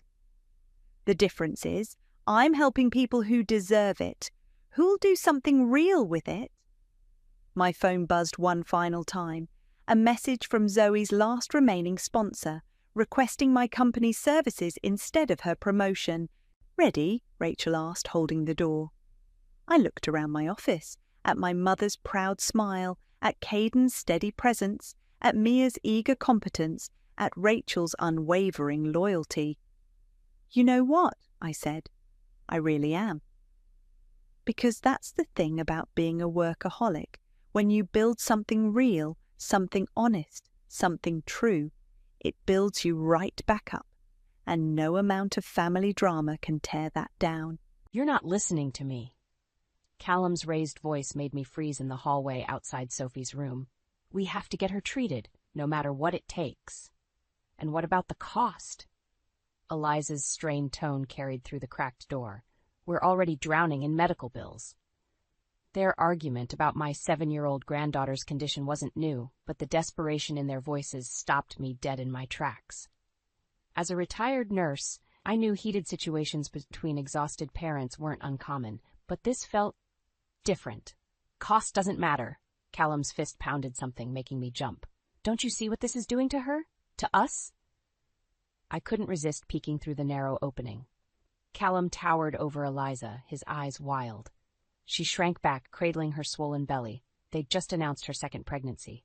The sight of my own son so unhinged towards his wife twisted my stomach into knots. Of course I see, Eliza whispered, fingers grazing the puckered scar along her jawline. A grimace flickered across her face. But going bankrupt won't help Sophie either. My heart broke watching them crumble before each other. The disfiguring scars my once vibrant granddaughter suffered after that mysterious accident with an experimental beauty cream had upended all our lives. But fracturing their marriage? No, this had gone too far. I barged into the bedroom, calling out in my no-nonsense nursing voice. What in heaven's name is going on here? Callum whirled around, eyes widening like a kid caught misbehaving. Eliza stifled a gasp, hand flying protectively over her belly. They'd been so engrossed, neither noticed me eavesdropping outside Sophie's pink bedroom door. A tense silence fell over the room, the kind of hush that smothers with its heaviness. I planted myself between the feuding couple, back ramrod, straight. Well? My harsh tone finally snapped Callum to attention. Mom? He swallowed hard, casting a sidelong glance at Eliza before returning my unwavering stare. You know Sophie's condition. It's getting worse again. And? I lifted my brows expectantly. Callum opened his mouth, then closed it, shaking his head. Wisps of his thinning hair stirred with the troubled motion. I don't know what to do anymore. Those defeated words punched me in the gut harder than anything these past 9 months. Seeing this grown man, my son, so hopelessly lost, crushed my heart. I reached out, gripping his arm. Then it's time you start telling me everything. My voice softened, but the steel behind it didn't bend one bit. Because I'm putting an end to this once and for all. I spent the next several days piecing together the harrowing truth behind Sophie's disfiguring scars. With stubborn determination, I dug deeper, interviewing friends, combing through records, double-checking every lead. What I uncovered made my blood boil hotter than Arizona asphalt in July. It all traced back to that vile snake, Trent Radwin, a businessman peddling sketchy, untested beauty products through sham health companies and multi-level marketing schemes. Trent had roped in my sweet but naive daughter-in-law Eliza with promises of life-changing opportunities, getting her to sell his chemical concoctions door to door. Then came the product that burned Sophie. I shuddered, recalling the photographs. My beautiful granddaughter's once cherubic face, mottled and raw, transformed into a splotchy, agonizing mess from one of Trent's miracle rejuvenation serums. The images turned my stomach every time. But what enraged me most wasn't the shoddy product itself. No, it was the discovery that my own son Callum had deliberately gone behind Eliza's back to purchase it for her, convincing himself the risk would be worth the results. I slammed my fist on the kitchen counter, making Eliza jump. I can't believe your husband. My fury caught in my throat at the fresh wave of hurt washing over her troubled features. Riding the crest of mood swings in her second trimester, Eliza's eyes welled up as she cradled her pregnant belly. He didn't mean any harm, she whispered, shooting a protective glance towards the hallway where her daughter slept. He just wanted to help. By disfiguring your little girl? I scoffed in disbelief. That's ridiculous. Eliza flinched at my harsh tone. I forced myself to take a deep, calming breath. My frustration wasn't with her. When did he buy the product? I asked in a measured voice. How did he even hear about it? Eliza gnawed her lip, gaze flickering away guiltily. I suddenly realized her potential role, that scheming, conniving. The front door swung open, creaking on its hinges. Callum shuffled in, shoulders slumped with fatigue after another long day at his construction job. Seeing us both in the kitchen, his brows furrowed with worry. Hey, what's going on? I didn't give Eliza a chance to explain away her betrayal. Stalking towards him with righteous indignation, I whipped out the product photos. Start talking, mister. My tone brooked no argument. I know what you did. Understanding flickered across his weary face as his gaze dropped to the incriminating evidence in my hands. He paled, mouth moving wordlessly as he struggled to formulate a response. I didn't mean to. I held up a hand, silencing his pathetic excuses. Peering into my child's haunted eyes, I made him a cold promise. We're going to make this right, Callum. One way or another, that Trent bastard will pay for what he's done, even if I have to burn his empire to the ground myself. The next morning, I wasted no time putting my plan into action. While Eliza took the kids to a play date, I paid a visit to my old friend Dr. Lucas Harding at the hospital where I used to work as a nurse. Lucas greeted me with a warm hug, his salt and pepper beard scratching my cheek.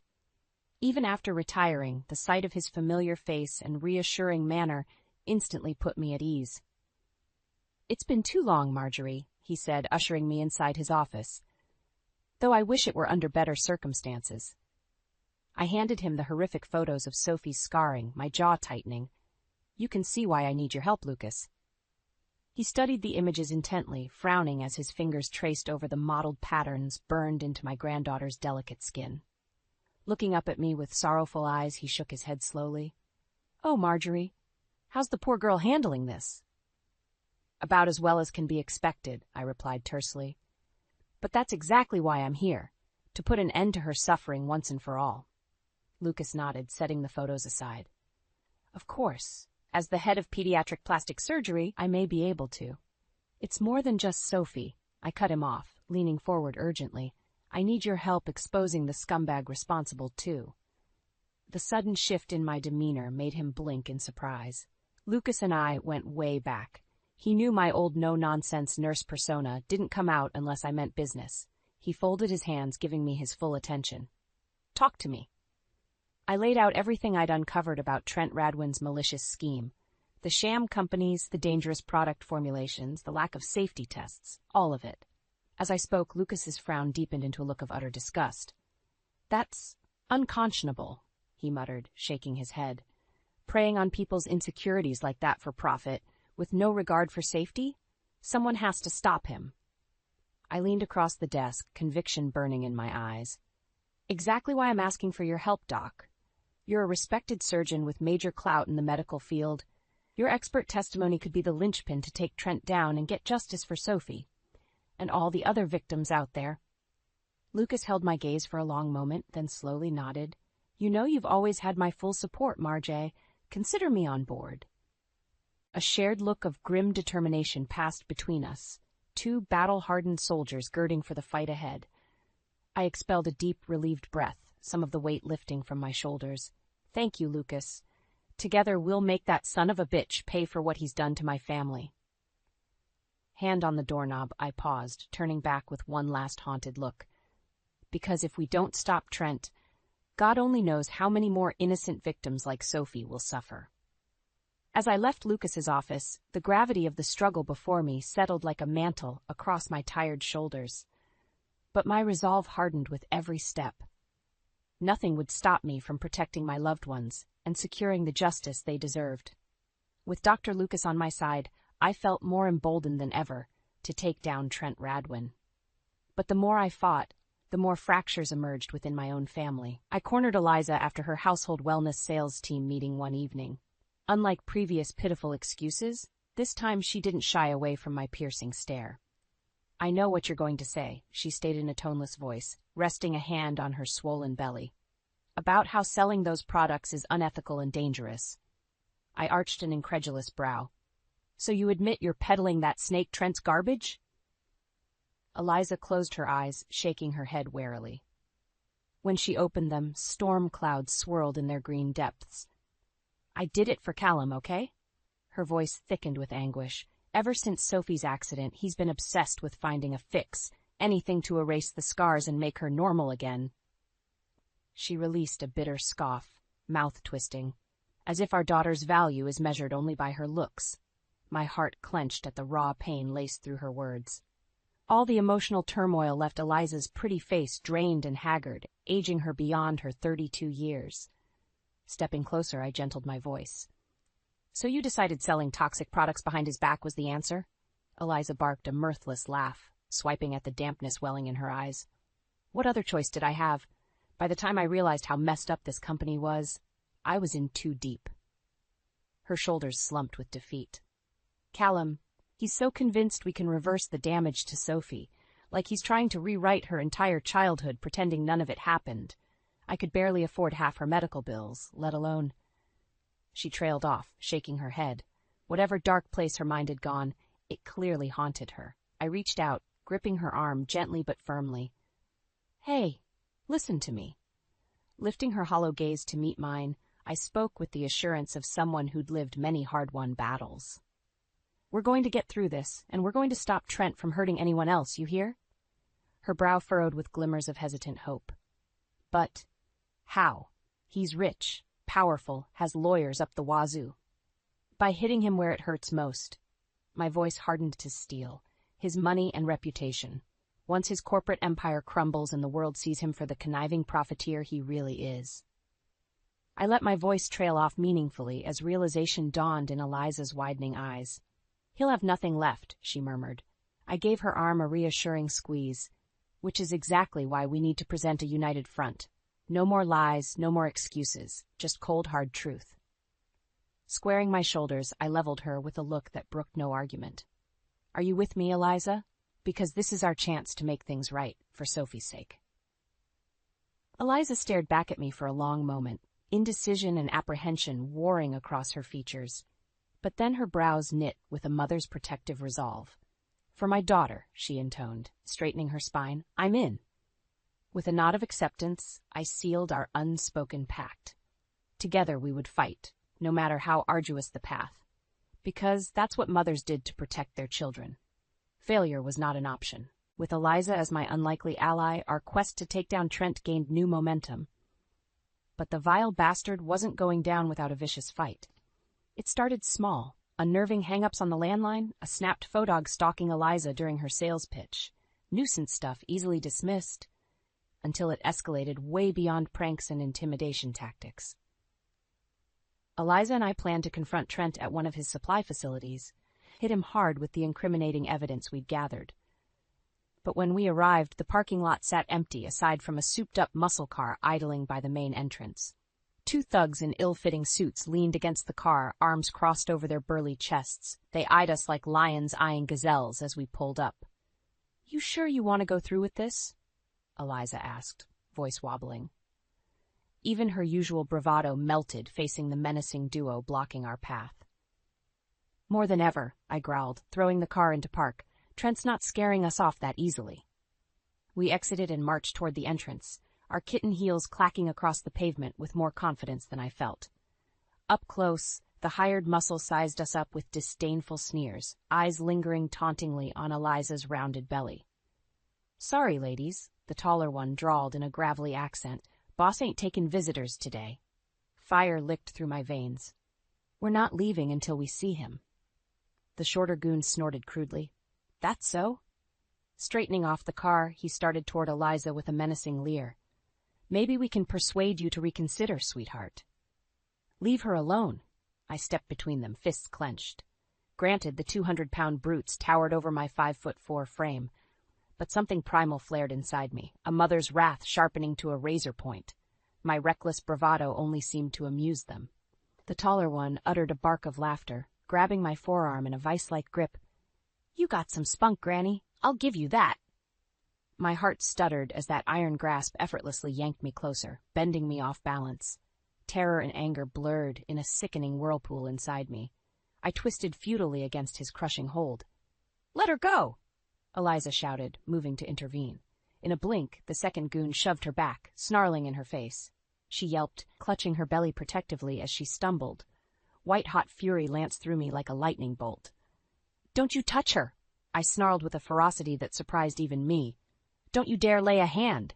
That's enough." A new voice, smooth and cultured, froze the whole parking lot confrontation. All eyes swiveled toward the entrance, where a figure emerged. Trent himself, looking as impeccably groomed and smug as ever in his tailored suit. "Ladies, ladies," he chided with an infuriatingly patronizing smile. "Is that any way to treat our invited guests?" I opened my mouth to retort, but the gorilla restraining me tightened his grip warningly. Grinding my teeth, I settled for pinning Trent with the deadliest glare I could muster. He brushed an invisible speck off his lapel, utterly unruffled. "My apologies for security's overzealousness. Why don't we take this conversation inside, I have a feeling you'll want some privacy for what I'm about to propose." Trent's cold smile didn't reach his eyes as he swept a hand toward the looming facility's entrance, beckoning us forward like prized lamb to the slaughterhouse. I stared at him with a mix of fury and trepidation churning in my gut, because despite the calm, self-assured veneer, deep down I recognized the look of a desperate man with everything to lose. After the parking lot confrontation, Eliza and I refused to be cowed by Trent's bullying tactics. If anything, it only stoked our determination to a roaring blaze. We doubled down, collecting more evidence and testimony from other victims. Eliza's network of mom friends put us in touch with various local parents whose children had been burned, scarred, or otherwise injured by Trent's sham products over the years. The more we dug, the more shocking revelations came to light. Lawsuits hushed with settlements and non-disclosure agreements, safety tests falsified or ignored completely for rushed product launches. This so-called beauty regimen was destroying families, all to line Trent's pockets. Armed with a mountain of damning proof, we finally went public. At first it started with a few brave souls posting about their ordeals on mom forums and social media, but as stories spread like wildfire across the internet, the spark ignited into a raging inferno of outrage. Suddenly, Trent Radwin's Rejuvenate Life empire found itself in the harsh spotlight, laid bare for the world to see its deceit and greed. Boycotts swelled as influencers disavowed his products left and right. Journalists swarmed any scrap of this unfolding scandal like sharks scenting blood in the water. While our movement swelled into a PR disaster for Trent, Callum stood shamefully on the sidelines. Even confronted with the truth about how he'd enabled this devastation, he remained stubbornly mired in denial and self-pity. "Why can't you see I was only trying to help Sophie?" he shouted, raking his hands through thinning hair. "I just wanted her to feel normal again." I regarded him with a weary sort of sadness, my own son blinded by shallow obsessions, willing to destroy lives to mask the scars he couldn't handle looking at. Even as the hellfire raged around Trent's crumbling empire, Callum refused to face his part in enabling it, but karma held no mercy for misguided intentions. With credible lawsuits piling up by the day, production screeched to a halt on Trent's entire product line. Authorities launched investigations into the health code violations and fraudulent business practices. Retailers dropped his brand en masse, scrubbing every last Rejuvenate Life relic from their shelves and websites alike. And yet, through it all, Trent clung to the last arrogant vestiges of his shattered empire with snarling combativeness. "Do you really think this laughable crusade will stop me?" he sneered during an on-camera interview ambush, beads of sweat dampening his brow as camera flashes bombarded him. "I'll bury every last one of you lying bitches in litigation." His words should have incensed me, if they didn't reek so blatantly of desperation. Because as his crooked kingdom crumbled around him, I glimpsed the shell of the man underneath, as small, pathetic, and empty as the vapid products he'd peddled. A schmuck riding high on a wave of greed only to get swallowed by the very same tide. Standing alongside Eliza and Lucas as we watched the news broadcast, a grim smile tugged at my lips. "Not if we bury you first, jackass." Trent's defiant sneer made for a fitting final image, scorched into America's consciousness as the disgraced face of corporate malice and morally bankrupt ambition. Because when the judicial hammer finally struck that corrupt empire down, it wouldn't just demolish Trent professionally, it would obliterate him emotionally, too. He'd finally experienced the same suffering and humiliation he'd profited from inflicting on countless victims like Sophie. And as I looked at the stoic strength blazing in Eliza's eyes, I knew that hard-won justice would be the sweetest karma of all. The day of Trent's high-profile trial dawned bright and crisp, much like the promise of justice about to unfurl. Despite the early hour, a crush of protesters and media swarmed the courthouse steps, jostling for position. At the eye of this storm, Eliza and I strode forward shoulder to shoulder, granite pillars of resolve cutting through the frenzied crowd. Dr. Lucas followed close behind, clutching his briefcase of damning medical reports like a sword sheathed for battle. Callum trailed behind us, gaze downcast and shoulders hunched, a stark contrast to the reckless bravado that sparked this whole nightmare to begin with. While part of me pitied his self-imposed purgatory, the rest simmered with disappointment that he still couldn't take full accountability. We brushed past a phalanx of news cameras, capturing every angle of our grim-faced procession. Reporters barked invasive questions, desperate for reactionary sound bites. "Miss Hutchins, how does it feel to stand against a corporate empire? Will Trent Radwin finally get his comeuppance? Is today's verdict justice for little Sophie?" Refusing to pander to their insatiable lust for salacious tidbits, I stared straight ahead, Eliza matching my stone-walled silence stride for stride. Only Sophie, nestled in Lucas's arms, warranted my softening gaze. The courthouse's gleaming facade rose before us, a modern monolith of steel and glass that would bear witness to Trent's legacy of callous deceit unraveling before the nation. A uniformed officer held the door, eyes sweeping over our group. "You're the Radwin plaintiffs, I presume?" His low drawl radiated Texan impassivity. "Best be getting you folks inside." A hush descended as we filed past the myriad security checkpoints, relinquishing belongings, enduring wand pat-downs with stoic compliance. This realm of criminal proceedings operated by sacred, meticulous ritual that commanded our respect. For today, justice would reign supreme. At last, they ushered us into the sterile, fluorescent-bathed courtroom. Already the gallery benches teemed with supporters, their eyes burning into my back with every purposeful stride toward the plaintiff's desk. Inwardly steeling my nerves, I settled into the rigid wooden seat, hyper-aware of every scrape and shuffle resonating through that hallowed space. Eliza clutched my hand, an anchor of quiet fortitude amidst the swirling storm about to break. Then, like a dark specter skulking out of its den, Trent himself appeared. Flanked by a trio of sleek, Armani-clad lawyers, he swept through the courtroom entrance with all the entitled arrogance of a Caesar inspecting the Colosseum games.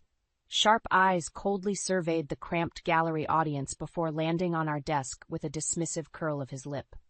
Sophie shrank deeper into Lucas's protective embrace as Trent locked eyes with the ravaged side of her face. A sinister smirk slithered across his mouth. White-hot fury blazed through me at that taunting look, that same cocksure sneer showcased in all the newscasts, radiating utter contempt for the devastation he'd wrought. As if human lives shattered by his greed were nothing more than irksome nuisances beneath his station. A muscle ticked in my clenched jaw as I glared back at Trent unflinchingly. He arched a coolly amused brow, basking in twisted pride at the sheer virulence of my loathing. Two could play at bearing fangs, it seemed.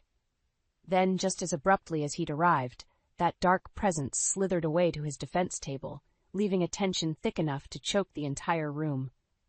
I allowed myself a slow, steadying breath through flared nostrils. Let the bastard take this reprieve while he could. Karma, long overdue, would have her day, and we held the gavels of vindication in our bloodied palms. As the court airlock sealed with a metallic thud, my gaze met Eliza's, then Lucas's. We exchanged the barest nods, gripped by a unified sense of foreboding momentousness. The reckoning had begun. The judge's gavel cracked like a thunderclap, the proclamation still ringing in my ears. Hereby finds the defendant, Trent Jonas Radwin, guilty on all counts of criminal negligence, willful endangerment, and fraudulent business practices. A torrent of cheers and applause erupted around me, but I remained motionless, stunned. Eliza dissolved into relieved sobs, clutching my arm in a trembling grip. Across the aisle, Trent's arrogant veneer shattered as fire erupted behind his eyes, jawline twitching with impotent rage. It was over. After countless sacrifices, endless uphill battles, we had won. The months and years evaporated as pivotal scenes from our quest flashed through my mind in rapid succession, uncovering Trent's toxic products, gathering the victim's horrifying accounts, defying his thug intimidation tactics, uniting our fractured family against him. Every excruciating step led to this courtroom victory, a cathartic crucible where karmic justice had been served. As deputies rushed forward to escort the disgraced defendant into custody, a new sound pierced the courtroom din, a child's voice ringing out like a bell amid the cacophony. "Nana, we did it!" I blinked, Sophie's radiant face swimming into focus amid the chaos. Beside her, Callum and Dr. Lucas beamed matching grins of elated pride and relief. In that moment, the years seemed to melt off my son's haggard features, restoring a long-absent lightness to his eyes. No longer weighed down by self-loathing and denial, he'd finally reclaimed his soul from the darkness that drove him to enable Trent's wicked empire. Freedom shone through Callum as brightly as the scars emblazoning my granddaughter's face, a face no longer marred by shame or disfigurement, but born with hard-won triumph. I surged to my feet, tears stinging my eyes as I swept Sophie into a crushing embrace, her slight body convulsed with delirious giggles, cherubic features glowing in innocent jubilation, completely incongruous with the turmoil she'd endured. "We did it, sweetheart," I choked out, planting a tearful kiss on her brow amid the swirling chaos. "We got justice for you." In that moment, nothing else mattered. Not the jeering crowd, the reporters clamoring for comment, certainly not the murderous glare Trent shot our way as he got hauled past in handcuffs.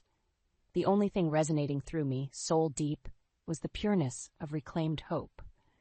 Because as Sophie nestled into my arms, it wasn't the scars I saw.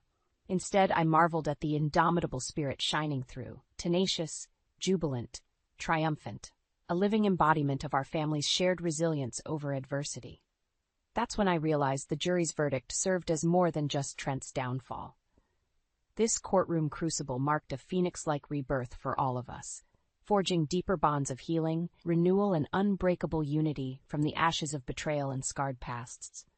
Pulling back, I cradled Sophie's face and stared into her shining hazel eyes, alight with the promise of new horizons. "How about we get your treatment started?" I murmured. "Give that smile an even bigger reason to shine." She nodded vigorously, pigtails bouncing.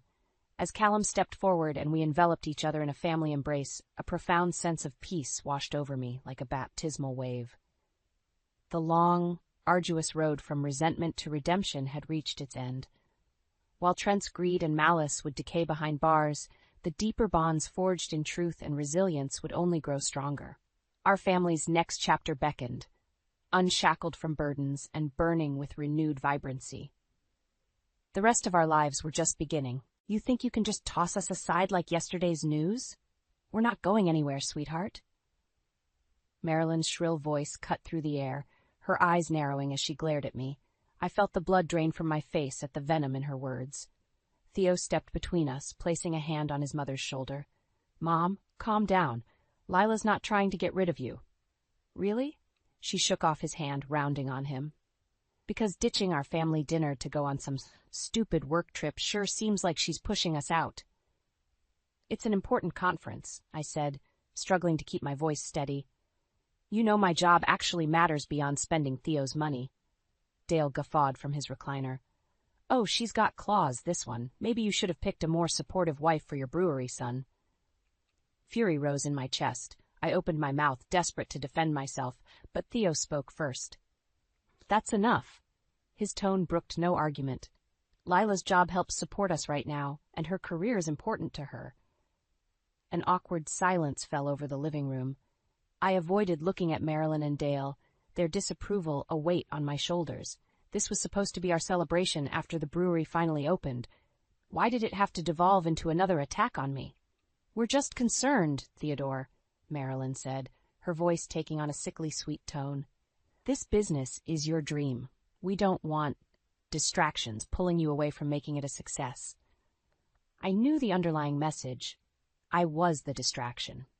My job, my life apart from Theo's brewery, was the problem. "My career isn't a distraction," I said through gritted teeth. "Theo and I agreed I'd keep working until the brewery revenues are stable." Dale barked out a laugh. "Let me know when that pipe dream comes true, little lady. This guy," he jerked a thumb at Theo, "has got a long way to go before his bombers and ales put your pretty little marketing gig to shame." White-hot anger surged through me, but Theo stepped in again before I could retort. "That's enough, Dad. Both Lila and I are working hard to make this succeed. Her career doesn't take anything away from that."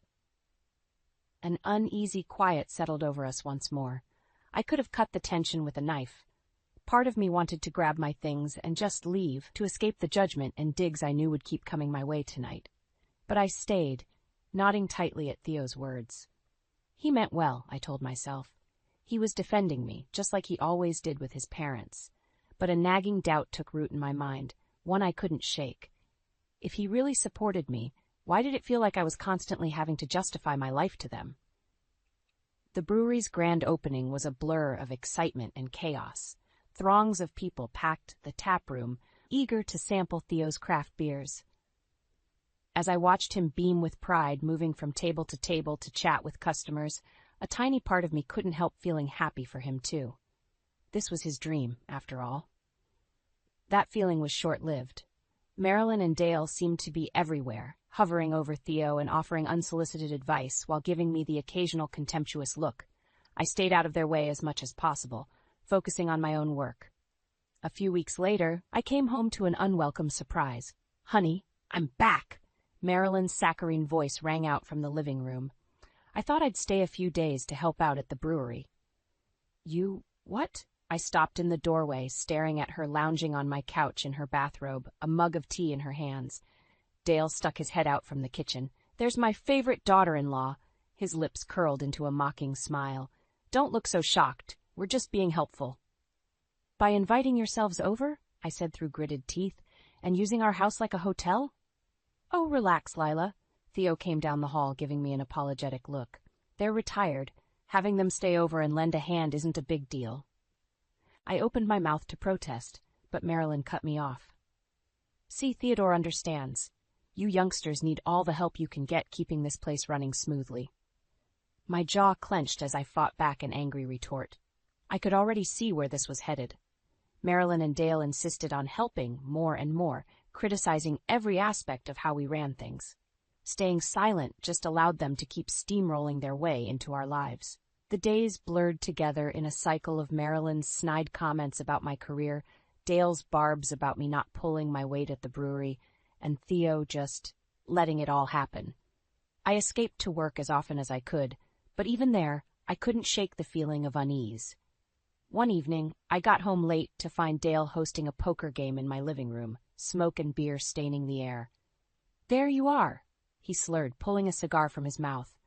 "Don't give us that look, honey. Just a friendly game with the boys." White-hot fury washed over me as I watched his buddies leering at me from my own couch, their drinks sloshing onto the carpet.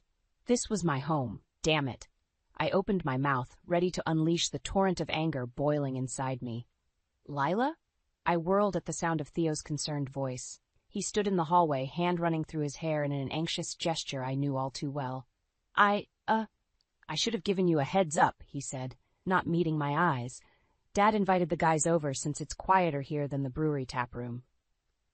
Just like that, the fury drained out of me, leaving hollow defeat in its wake. I stared at Theo, searching his face for what? A sign that he understood, that he'd finally put his foot down?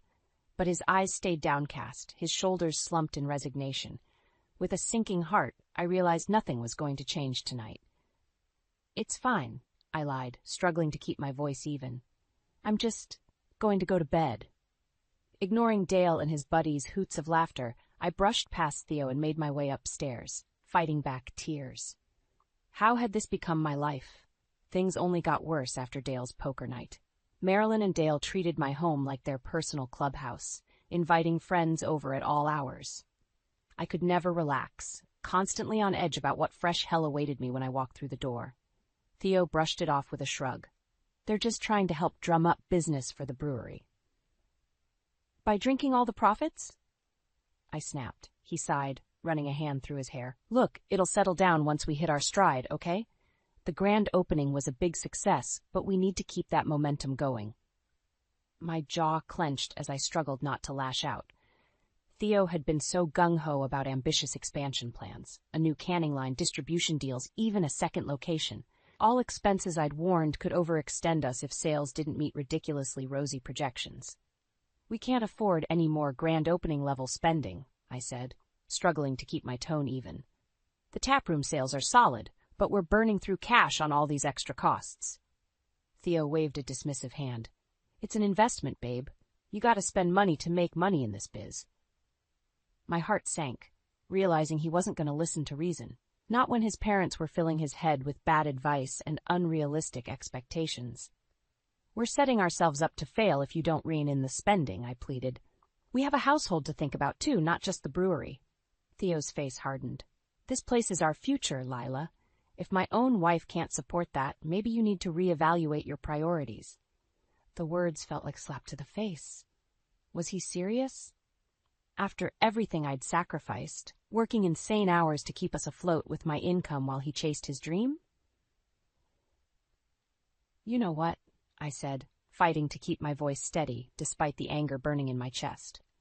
Maybe you're right. If the brewery's future is blowing our savings and going into debt because you won't listen to reality, then I don't want any part of it. His brow furrowed in confusion. What are you saying? I'm saying I'm done subsidizing bad decisions. The shout exploded from me before I could stop it. Find another cash cow because this one's headed to the bank to move her assets to a separate account. Theo's jaw went slack with shock as I stormed off, grabbing my purse and keys. I had to get out of that house, away from his smothering parents and their toxic schemes. If he wouldn't see reason, I'd just have to protect myself. In the driveway, I paused and took a shuddering breath, trying to steady my nerves. Part of me hoped Theo would come after me, apologize for dismissing my concerns. But the crickets chirping in the darkness said it all. He'd made his choice, and so had I. The next few weeks were tense, to say the least. Theo and I coexisted like ghosts, our interactions curt and emotionally distant. I spent more time at the office to avoid the icy atmosphere at home, dreading the evenings when I'd have to return. Marilyn and Dale, of course, made things infinitely worse. You sulking upstairs again? Dale jeered one night as I brushed past the living room, desperate to escape their drunken revelry. Don't mind us, just blowing off some steam after a long day's work. Work. As if either of them had lifted a finger at the brewery beyond distracting Theo and undermining me at every turn. Leave her be, Dale, Marilyn chided, though the malice in her voice was unmistakable. Our daughter-in-law is too busy climbing the corporate ladder to care about family. White, hot fury blazed through me, but I bit back the heated retort on my tongue. Fighting with them never accomplished anything except giving them more ammunition to twist the narrative that I was the source of conflict. Instead, I continued up the stairs to the bedroom, slamming the door perhaps a little too loudly in my anger, my sanctuary violated by their poisonous presence yet again. The next morning, I strode into the kitchen to find Dale's buddies scattered around, empty beer cans and ashes littering every surface. "Morning, sweetheart!" One leered, openly ogling me as I froze in the doorway. "Sorry about the mess. Didn't mean to cramp your style." I felt sick, having my personal space invaded so brazenly. This was my home, damn it, not Dale's clubhouse. I opened my mouth, ready to unleash the fury boiling inside me. Everything okay? Theo's voice made me start.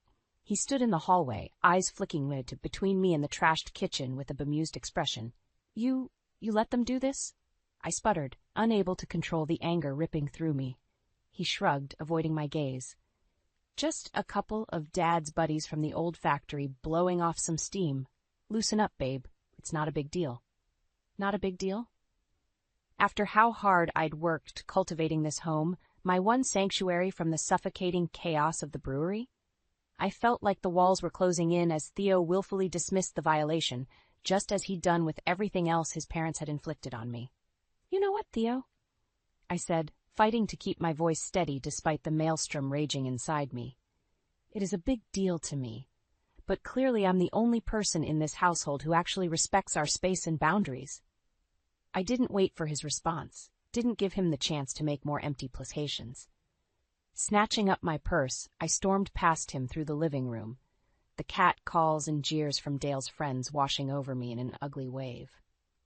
Out on the driveway, I paused and took a shuddering breath, the crisp morning air doing little to cool the burn of humiliation and rage coursing through me. How dare they? How dare Theo just accept their disrespect as acceptable collateral damage? Something hard and brittle cracked inside me in that moment. I was done being the victim, the punching bag for their toxicity. If Theo couldn't see how far over the line his parents had gone, I just have to make him open his eyes. One way or another, I would make them pay for destroying the life I'd tried so hard to build. A few days later, Theo approached me with an awkward cough. "Hey, Mom and Dad wanted to do a family dinner here on Saturday. You know, officially celebrate the brewery's success now that we're hitting our stride." I stared at him, dumbfounded. After everything his parents had put me through, all the disrespect and boundary violations, he expected me to just play happy family? "You're kidding, right?" I said, struggling to keep my tone even. He sighed, rubbing the back of his neck. "Look, I know they've been a bit overbearing lately, but they're family, Lila. It's just one dinner. My jaw clenched as fury coursed through me. Just one dinner after they've treated this home like their personal frat house? Theo's brow furrowed. That's a bit of an exaggeration, don't you think? An exaggeration? I sputtered, barely able to process his dismissive attitude. They've had people over drinking and trashing the place practically every night. It's not that bad, he scoffed. You're overreacting. White-hot rage flooded through me at his utter lack of regard for my feelings. I opened my mouth, fully prepared to unleash the torrent of anger I'd been holding back. But Theo raised his hands in a placating gesture. Hey, I get it, okay? They've been a lot to deal with, but they're just trying to support the business, you know? This dinner would mean a lot to them, and it's a chance for us all to bury the hatchet. My hands curled into fists at my sides as I fought for composure. Of course, he would make excuses for them. Marilyn and Dale had him so twisted around their fingers, he couldn't even see how far over the line their behavior had gone. Fine, I bit out, every word tasting like acid on my tongue. If having this dinner means that much to you, we'll play the perfect happy family. For one night. The smug look of satisfaction on Theo's face made me want to scream. He thought he'd won, that this was just another battle where I'd eventually cave to his parents' outrageous demands. Well, he was dead wrong. This would be the final act in their twisted drama. By the end of the night, they'd have gotten exactly what they deserved. Saturday arrived with a tense, uneasy feeling hanging over the house. I busied myself in the kitchen, prepping dishes while stealing glances at Marilyn and Dale holding court in the living room, Theo hanging on their every word, as usual. Part of me still couldn't believe I was going through with this farce after how they disrespected me. But the other part, the angrier part that had been steadily growing, knew this was necessary for getting my revenge. Finally, we all settled around the dining table, Marilyn and Dale's fake geniality grating on every last nerve. As plates were passed and aimless small talk commenced, I watched them with a calculated stare, waiting for the perfect opportunity. It came when Dale raised his glass in a mocking toast. To the future success of the brewery, may it put my son on easy street at last. Marilyn cackled at that. Yes, with any luck, we'll finally be able to take Lila out of the corporate world. Lord knows Theodore's income should be more than enough for a little wifey. My blood boiled as her implications became clear. They didn't just want to leech off the brewery's profits. They wanted to control my life, to make me subservient to their archaic expectations of what a woman should be. White-hot fury roared through me, but I forced a sickly sweet smile onto my face. I'm so glad you think so highly of Theo's business acumen, I said, putting just enough sugary venom into the words. In that case, I'm sure you won't mind if I share a few illuminating details about the brewery's books. 4 sets of eyes snapped to me in surprise. Gotcha. You see, while your easy street has been costing us a fortune in frivolous spending, something didn't quite add up when I checked the accounts earlier this week. The days following the disastrous family dinner were a whirlwind. As the shock and anger settled in from Marilyn and Dale's deplorable behavior, a cold determination took root inside me.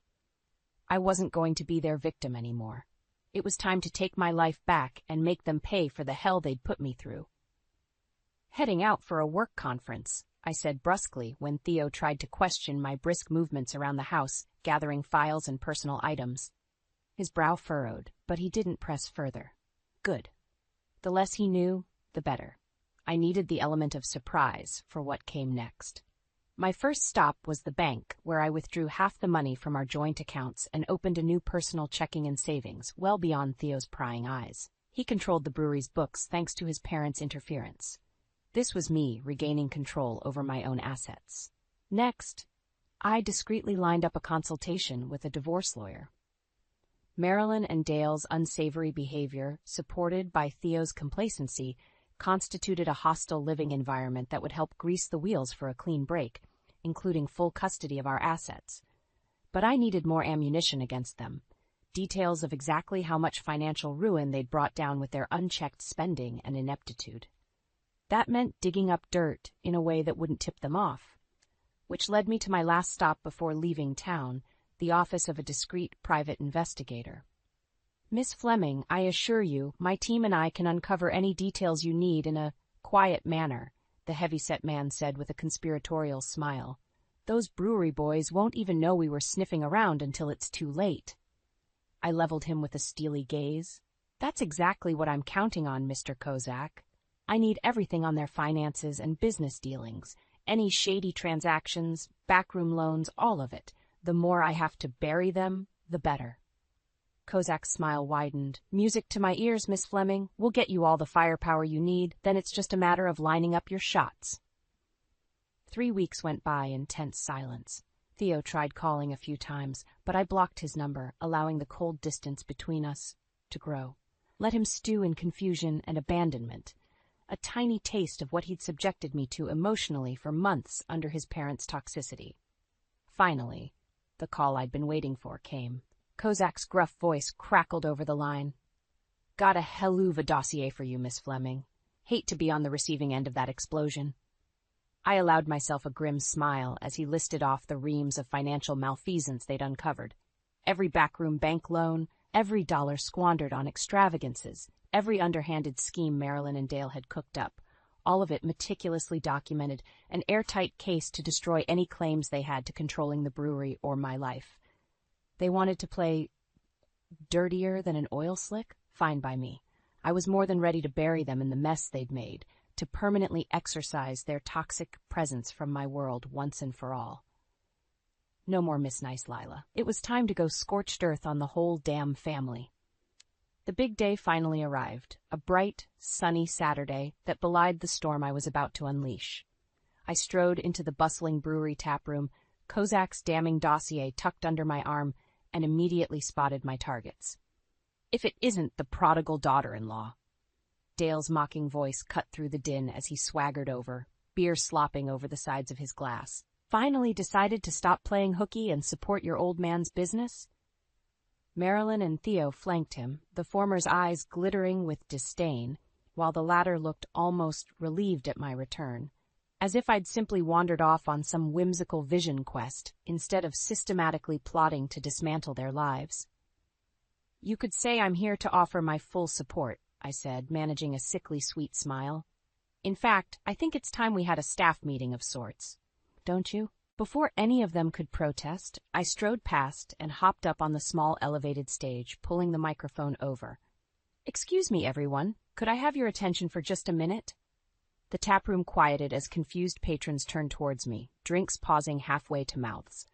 In the sudden silence, I could sense Marilyn, Dale, and Theo's confusion and discomfort radiating off them in waves. Good. For those of you who don't know me, I'm Lila Fleming.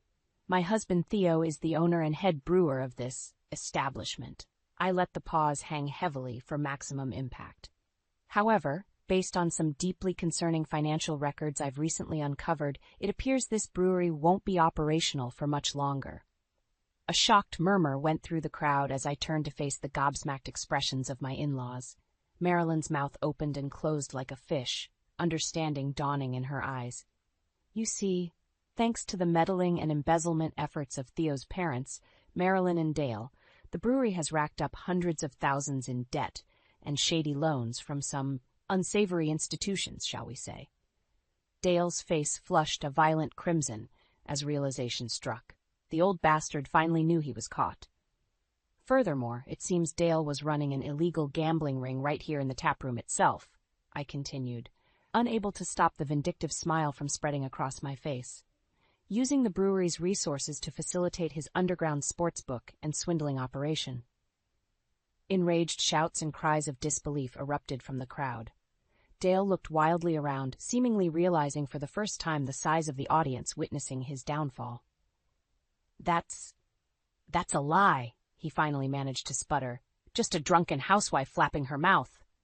I simply raised an eyebrow and tossed the manila folder onto the stage, letting the reams of documents spill out with a contemptuous flick of my wrist.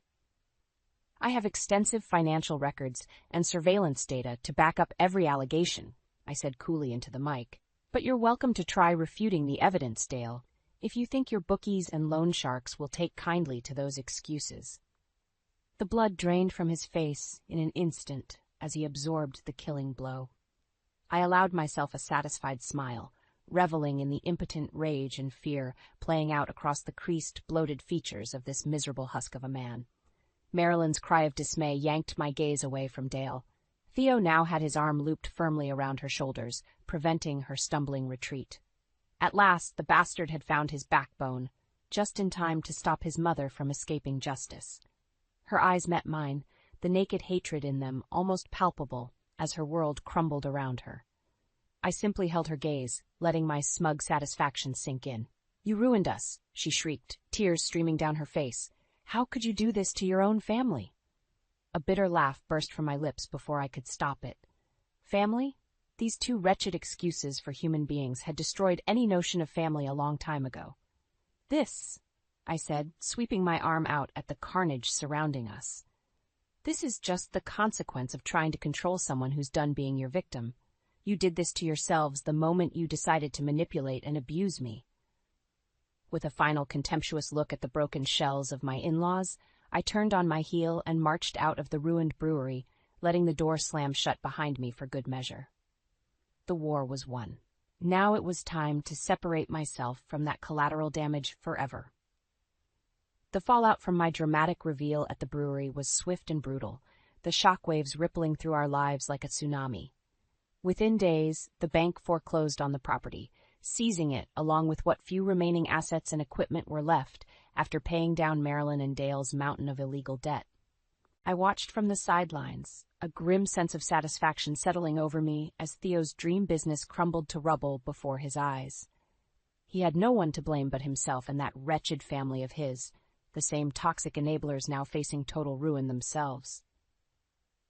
With their golden goose crippled, Marilyn and Dale soon found the karmic tables turned in violently harsh ways. They'd alienated everyone, burned every bridge with their dishonest scheming. Old friends and associates distanced themselves in droves, knowing their propensity for manipulating and exploitation. Their sizable retirement funds evaporated within months, siphoned off to settle debts and legal fees from Dale's illegal gambling racket. What the banks and government didn't seize, the loan sharks came collecting with compound interest and heavy enforcement. I'll never forget the night one of Dale's particularly unsavory creditors paid a visit to their dilapidated rental home. The resounding crack of his baseball bat against the front door still echoes in my mind, followed by Marilyn's shrill screams for mercy. They'd made their bed. Now they got to lie in it, surrounded by the wreckage of their own avarice. As for Theo, well, the sad puppy act wore thin pretty quickly once the rage settled in. For weeks, he alternated between self-pitying apologies and blustering threats about getting his rights. I simply tuned it all out, focused on pushing through our divorce proceedings. That task proved laughably easy given the mountain of evidence I'd amassed against him and his cohorts in crime. My own assets were quickly extricated and safely resecured for myself, while Theo got stuck with the lingering debt from his venture's collapse. By court order, the marital home I'd worked so hard to build was officially awarded to me, Theo legally barred from even setting foot on the property. One look at the grim realization on his face as the judgment came down was enough for me, more satisfying than any smug rebuttal I could have mustered in that moment.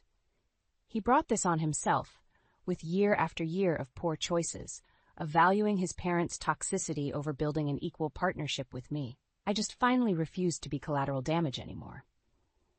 As the dust settled in the weeks that followed, a strange sense of calm embraced me. The cutting of those tangled ties to Marilyn, Dale, and Theo lifted a weight I hadn't realized I'd been carrying all those years.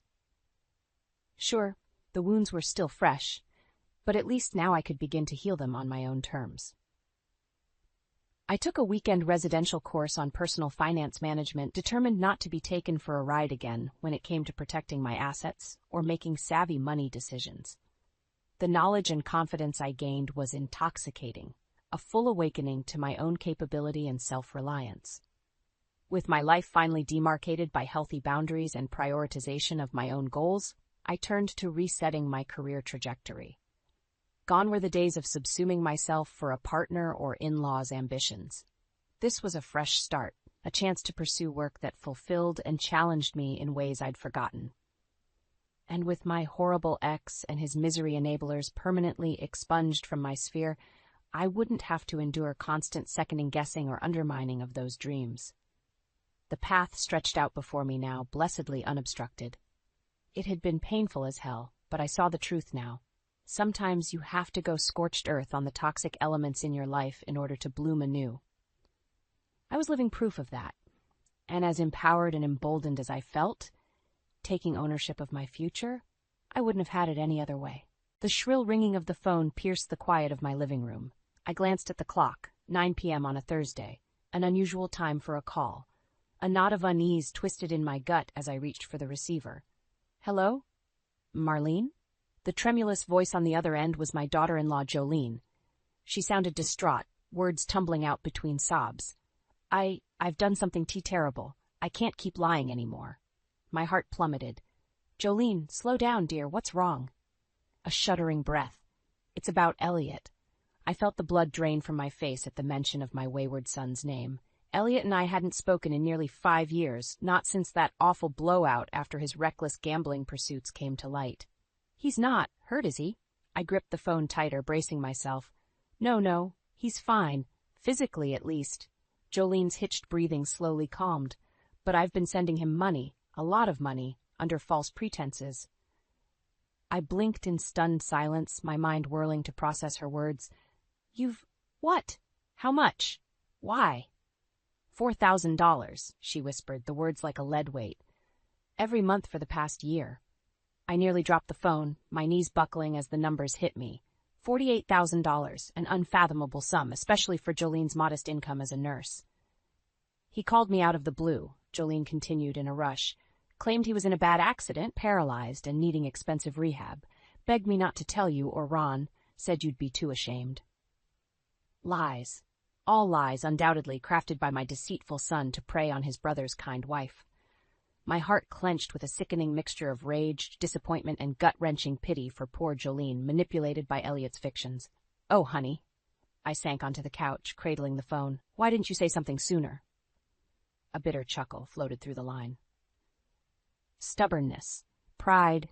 I didn't want you all to know what a fool I'd been, but I can't keep covering for him anymore, not after draining my savings completely. Her voice trailed off, and I could hear the defeat, the despair. More than anything, I felt the overwhelming need to piece together exactly what Elliot had done. Jolene, listen to me. I kept my tone firm yet comforting. We're going to get to the bottom of this. Just tell me everything you know from the beginning. Don't leave anything out. There was a pregnant pause, then a resolute sigh. Okay, it all started with a phone call about 15 months ago. As Jolene haltingly recounted Elliot's elaborate web of deception, I clutched the phone with whitened knuckles, wisps of anger uncurling inside me. My son, my own flesh and blood, had once again succumbed to his worst impulses, wreaking havoc with his lies. This time, however, he had gone too far. This time, I would make sure he faced the consequences of his actions. No more running, no more enabling. This time, the karma he deserved awaited. After that harrowing call with Jolene, I barely slept a wink. My mind was awash with tumultuous thoughts and recriminations about my son's appalling actions. How could Elliot have sunk so low? And how did we not see the truth sooner? The next morning, I phoned Jolene, my voice gritty with exhaustion and simmering anger. We need to get to the bottom of this whole sordid mess, right now. She agreed without hesitation. Within the hour, she was at my doorstep, looking as ragged as I felt. Her eyes were swollen and rimmed with dark circles, a testament to her own anguished night.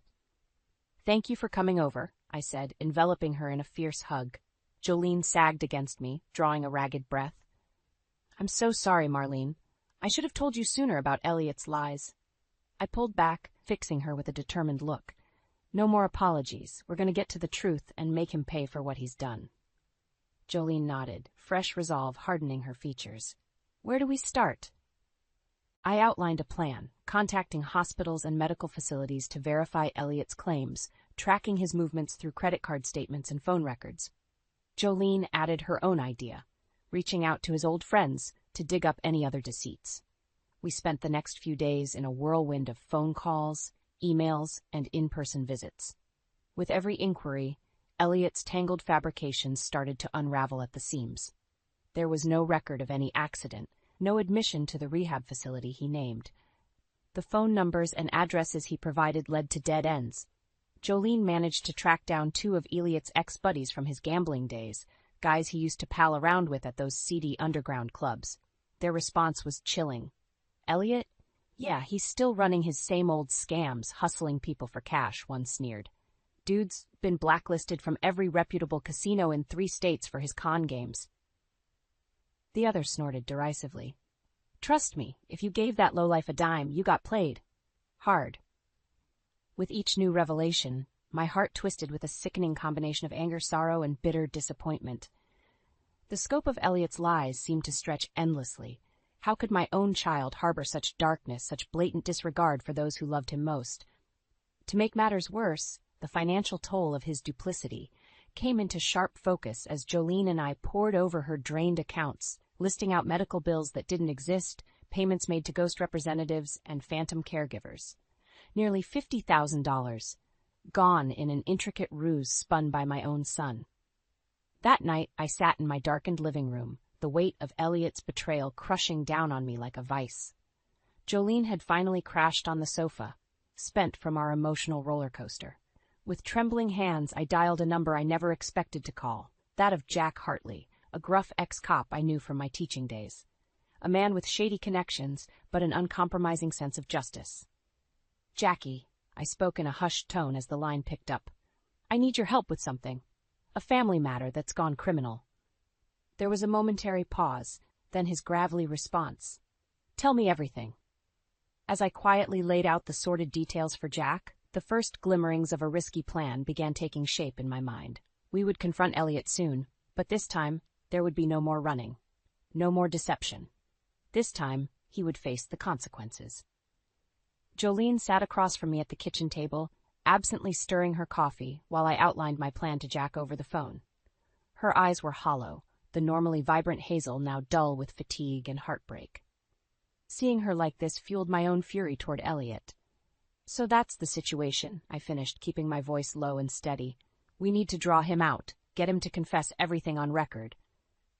A contemplative grunt came through the line. Risky move, going vigilante like this, Marley. You sure you two can pull it off without him catching wind? I shot Jolene a pointed look, and she straightened, mouth setting in a grim line. We don't have a choice, Jackie. The law's been unable to touch Elliot so far. This is our only chance at real justice. All right, then, Jack sighed. I'll make a couple calls, set some things up on my end. You just focus on getting that snake to strike. We will, I assured him. Thank you for everything. Don't thank me yet, he replied gruffly before disconnecting. I slowly set down the phone, letting the weight of our planned sting wash over me. Reaching across the table, I clasped Jolene's hand. You up for this? I won't lie, it could get ugly when we confront him. She squeezed my fingers with surprising strength. I want him to face what he's done, no matter how hard it gets. He took everything from me with his lies. Her voice thickened with feeling. I can't let that stand. Nodding firmly, I began outlining my strategy to lure Elliot out of hiding. We're going to tell him there's a family emergency, make him think one of us is in the hospital, lay on the sympathy and let his guilt do the rest. Jolene's brow furrowed. You really think he'd fall for that? After everything? He will if we pitch it right, I stated with certainty. I know how Elliot operates. He craves validation, needs to be seen as the doting son, coming through in a crisis. That needy ego of his will get the best of him. A flicker of dark amusement crossed her face. So we just have to keep feeding his delusions for a little longer. Precisely. I watched understanding bloom in her eyes, chasing away the shadows. Then when he shows up, playing the hero like always, that's when we slam the truth back in his face. Jolene's lips curved into a cold smile. Let him lie one more time. I can be very convincing when I need to be. An answering grin spread across my own features at her steely resolve. In that moment, I felt a sense of grim purpose settle over me, banishing any lingering doubts. My son's karmic retribution was finally at hand. Over the next few days, we choreographed our roles meticulously. I would initiate the first call to Elliot, voice cracking with panic as I told him Jolene had been in a terrible accident. Jolene would then take over, frantically urging him to come quick. weaving plausible yet vague details about her condition. We factored in his predictable responses, the hollow promises to be there soon, the self-centered remarks about coming to save the day. Once he fell for the ruse and agreed to meet us, Jack's crew would be lying in wait. Finally, the night before our sting was set in motion, Jolene and I went over every beat of the plan one final time. There could be no margin for error if we wanted to ensure Elliot's apprehension. As I toweled off from my shower later, I caught a glimpse of my reflection in the streaked mirror. My jaw was set in a hard line, eyes glinting with resolve. It was a look I hadn't seen in years, not since my final showdown with Elliot before he cut ties. This time would be different, though. This time, I wouldn't be blinded by misplaced maternal hopes and rose-tinted memories. I knew who my son had become, a remorseless con man without a shred of decency. And this time, I was prepared to go to the mat to finally firmly shut down his wretched charade once and for all. The next few days were a whirlwind of planning and preparation. In addition to Jack's undercover support, Jolene and I decided to gather our own arsenal of evidence against Elliot. The more ammunition we had, the less wriggle room he'd have to talk his way out of this one. I started by reaching back out to those old gambling buddies Jolene had tracked down. Greasing a few palms loosened their tongues considerably. Elliot's been working a real slick hustle these past couple years, one of them divulged over beers at a dingy pub, using fake IDs to run cash loans and sports bets across the tri-state area. The other snickered darkly. Dude's got a whole network of loan sharks and bookies eating out of his hand with his con artist BS. They have no idea who they're really dealing with. Sickened but unsurprised, I pressed for more details on Elliot's likely whereabouts and patterns. Information was power, after all. By the end of our shady meetup, I had pages of notes detailing Elliot's shadowy debt trail and possible hideouts. Meanwhile, Jolene took a more personal tack, reconnecting with Elliot's ex-girlfriend Trina, who he'd relentlessly used and discarded years ago. Though initially hesitant, Trina soon warming to dishing all the dirt once she learned of Elliot's latest misdeeds. That pathological liar tried to convince me he was some big-shot finance investor, she vented, voice dripping venom one night over the phone. Had me totally snowed about his business dealings until I caught him in bed with my roommate. Jolene's lip curled in disgust. Sounds exactly like the kind of mind games Elliot loves to play. Oh, it gets better, Trina said with mirthless laugh. When I finally kicked that sociopath out, I found storage containers full of fake documents and IDs he'd been using to drain funds across multiple bank accounts. Anything you can send over as proof? Jolene's voice was clipped but calm, as she took meticulous notes. By the time we reconvened, we had a disturbingly thick dossier cataloging lie after lie, scam after scam my son had perpetrated over the years. Fake investments, fraudulent benefit claims, shady gambling rackets, the list went on and on, each entry making my heart ache more. How had such a bright, loving little boy turned into such a reprehensible man? Where had I failed so catastrophically as his mother? Jolene seemed to sense my spiraling doubts as we pored over the damning evidence. Gripping my hand firmly, she locked eyes with me. We can't start going down the road of self-blame again, not after coming this far. I squeezed back, grounding myself. You're right. No more second-guessing or justifications. Her jaw set in a hard line. We do this for all the innocent people he's taken advantage of and manipulated over the years. He needs to be held accountable, no matter how hard it'll be to finally face the truth about him. Hearing the realism in her voice fortified my own strengthening resolve. For too long I'd clung to the false hope that my son, my clever, mischievous Elliot, would one day see the error of his ways and come back to me a changed man. That luminous little boy was long gone, though, consumed by the darkness of his own cravings and moral apathy. The man he'd become was a remorseless monster, leaving a wake of shattered trust and stolen livelihoods everywhere he went. And as painful as it was to admit, he was no longer the son deserving of a mother's unconditional love and devotion. Which is why, when the burner phone Jack had provided began ringing as the sting operation loomed, I answered with ice in my veins. Hello? A smooth, vaguely familiar male voice. Marlene speaking, I replied evenly. Is everything ready on your end? There was a beat of silence, then a hushed response. "The crew is locked and ready to move on your signal. We've got eyes on the Mark's current location and LoJack on his car." I exhaled slowly, feeling Jolene's reassuring presence beside me. "Good. We'll keep you posted once we get confirmation on his movements." "Understood," the voice replied crisply. "Don't take any unnecessary risks." I ended the call without responding, suddenly impatient to have this entire sordid affair concluded once and for all. Turning to Jolene, I saw my own grim determination reflected in her eyes. "It's time," I said simply. "Let's finish this." The air was thick with tension as Jolene and I went over the plan one final time.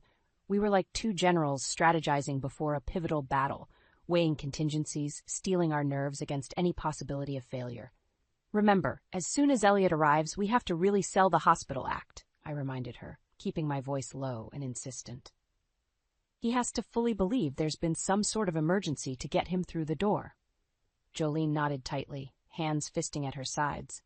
There was a flinty glint in her hazel eyes I hadn't seen before, a hardness born from the cruel revelations of Elliot's betrayal.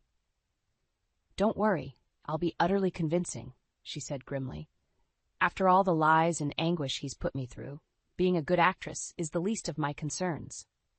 I felt a pang in my chest at her bitterness but pressed on. "Once he's inside and we have him contained, that's when we'll start laying out the evidence. Every money trail, fake statement, illegal transaction, the works. He's going to panic, lash out, maybe even try to bolt." Jolene's pragmatic assessment wasn't lost on me. We both knew how volatile and manipulative Elliot could be when cornered. "That's why we'll be ready," I stated with steely conviction. A fleeting image of Jack's stone-faced subordinates flickered through my mind, geared up and awaiting my call. If he tries anything, they'll be there to shut it down. No more games, no more running. Jolene's laugh was brittle but laced with satisfaction. "Good. I want to see the arrogance drain from his face when he realizes there's no more lying his way out of this." I thought of the hundreds of documents we'd compiled, irrefutable proof of Elliot's litany of confidence tricks and outright thefts. The hard evidence was overwhelming, compounded by the sheer audacity of scamming his own family. Still, a tiny ember of stubborn optimism burned within me, that misguided maternal instinct that naively hoped for redemption, for my son to finally come to his senses. To show some semblance of remorse and humanity in the face of his extensive crimes. But one look at Jolene's haunted, drained expression snuffed out that faint glimmer. She was the one who had borne the brunt of Elliot's cruelty, violated repeatedly by his casual lies and callous greed. There could be no more infinite second chances after such a profound breach of trust. As if reading my mind, she exhaled a shuddering breath. "I know this is your son we're talking about, your own flesh and blood, but you have to be prepared for the fact that Elliot, he might really be gone for good this time." I felt my throat tighten but gave a small nod of acceptance. "I know. Believe me, I've had plenty of sleepless nights reckoning with that possibility." Jolene's gaze was probing but sympathetic. "Have you thought about what you'll say to him once we have him trapped in his lies?" A dozen rehearsed scenarios flickered through my brain. The furious scoldings, emotional pleas, bitter condemnations. I had imagined every possible confrontation ad nauseum this past week. But none of those anguished parental reactions seemed quite right, not with the gravity of Elliot's stunning disregard for human decency. "The truth is, I don't know if I'll be able to say anything," I admitted quietly, surprising myself with the admission. "Part of me fears that if I open my mouth, I'll just start lashing out at him in blind rage, or worse, break down completely." Reaching across, Jolene squeezed my hand in a grounding gesture. "Then maybe it's better if you let the evidence do the talking, show him just how thoroughly he miscalculated this time around." I mulled over her pragmatic suggestion, feeling the leaden weight of responsibility pressing down. This wasn't just about laying a trap for some common criminal. This was my own progeny we were preparing to confront and condemn. Could I truly remain stoically unmoved as his tangled skein of falsehoods completely unraveled before us? Or would the sight of my once sweet, silly boy's unrepentant unraveling shatter my resolve completely? Lost in my turbulent thoughts, I barely registered Jolene rising to prepare for the evening ahead. It wasn't until she placed a reassuring hand on my shoulder that I glanced up, blinking back to the present moment. "It's going to be okay, Marlene," she said, conviction ringing in every syllable. "One way or another, we'll make sure justice gets served. The karma Elliot escaped for so long, it's finally catching up to him now." I felt a grim sort of peace settle over me at her words. She was right. Fate had merely been biding its time all these years, letting Elliot blindly dig himself into an increasingly deep pit of lies and exploitation. And come tomorrow evening, we would be there to ensure that same cruel universe yanked him down into the depths once and for all, facing the ugly consequences he deserved. Exhaling a steadying breath, I rose and gave Jolene's hand one final resolute squeeze. "Let's get ready. It's judgment time." The heavy silence was shattered by the shrill ringing of the doorbell. Jolene and I exchanged one final, grim look before she moved to answer it. Showtime. Elliot." She opened the door, voice trembling with feigned distress. "Oh, thank God you're here. Where is she? What happened?" My son's voice sliced through the tension, smooth and assured as ever. The familiar cadence of manipulation made my blood boil. I steeled myself as heavy footsteps approached the living room. Elliot swept in like a conquering hero, expression twisted into one of faux concern. "Mom, you said Jolene was hurt, that there was an axe." His eyes landed on me, then flicked over to Jolene, hovering uncertainly by the entryway. The facade slipped for just a moment as confusion creased his features. Seizing the opportunity, I rose to my feet with purpose. "There was no accident, Elliot. But there certainly is an emergency. The fact that you've been deceiving and stealing from this family for over a year now." His brow furrowed in a well-practiced mask of indignation. "What? That's absolutely ridiculous. I haven't." "Save it." Jolene cut him off, anger flashing in her eyes as she crossed her arms defensively. "We know everything about the lies, Elliot. The fake medical bills, the bogus rehabilitation centers, all of it just an elaborate con to leech money out of me." For a fraction of a second, raw panic flickered across his face before the arrogant smirk resurfaced. "You're both overreacting. This is all just a misunderstanding, really." "Is it?" I challenged, keeping my tone gelid despite the fury brewing inside me. "Because we have evidence of every single transaction, every fake document and phony account you've been using over the past 15 months to perpetrate this fraud." Moving numbly, I gestured to the thick dossier of compiled records sitting on the coffee table. Bank statements, payment receipts, phone logs, a literal paper trail of each and every one of your egregious lies, Elliot. As his gaze landed on the damning pile of proof, the color visibly drained from his cheeks. The unflappable conman mask had finally splintered, revealing what I'd always known festered beneath, a sniveling coward utterly incapable of accepting responsibility. You don't understand. I needed that money. I was in a bad place."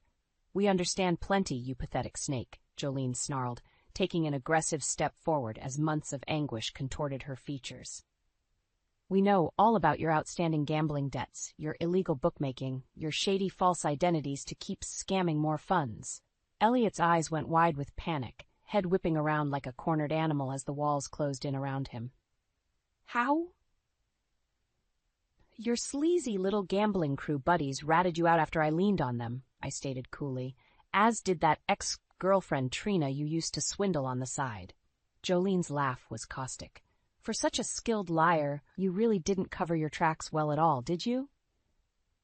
"And those are just the highlights of your pathetic criminal resume," I pressed on relentlessly.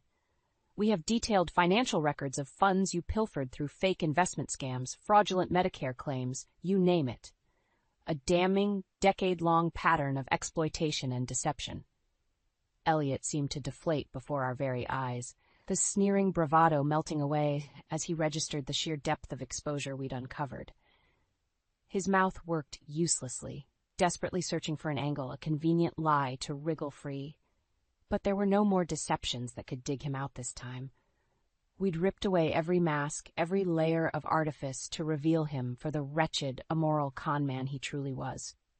"No, you can't do this." His voice was little more than a broken whisper now, the wounded bravado of a child realizing their games had gone much too far. "I'm your son?" White-hot rage lanced through me at his utterly pathetic attempt to salvage sympathy. You lost any right to call yourself that years ago, I said in a tone of Arctic finality.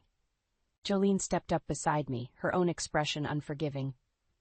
We've given you more than enough chances to show even an ounce of human decency and remorse over the years, Elliot, but you've proven you're fundamentally broken inside.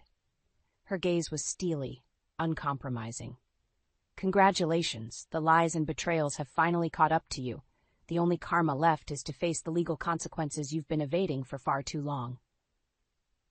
At her words, a flicker of resigned understanding crossed Elliot's features, as if he could finally grasp the depth of the grave he'd spent years digging himself into.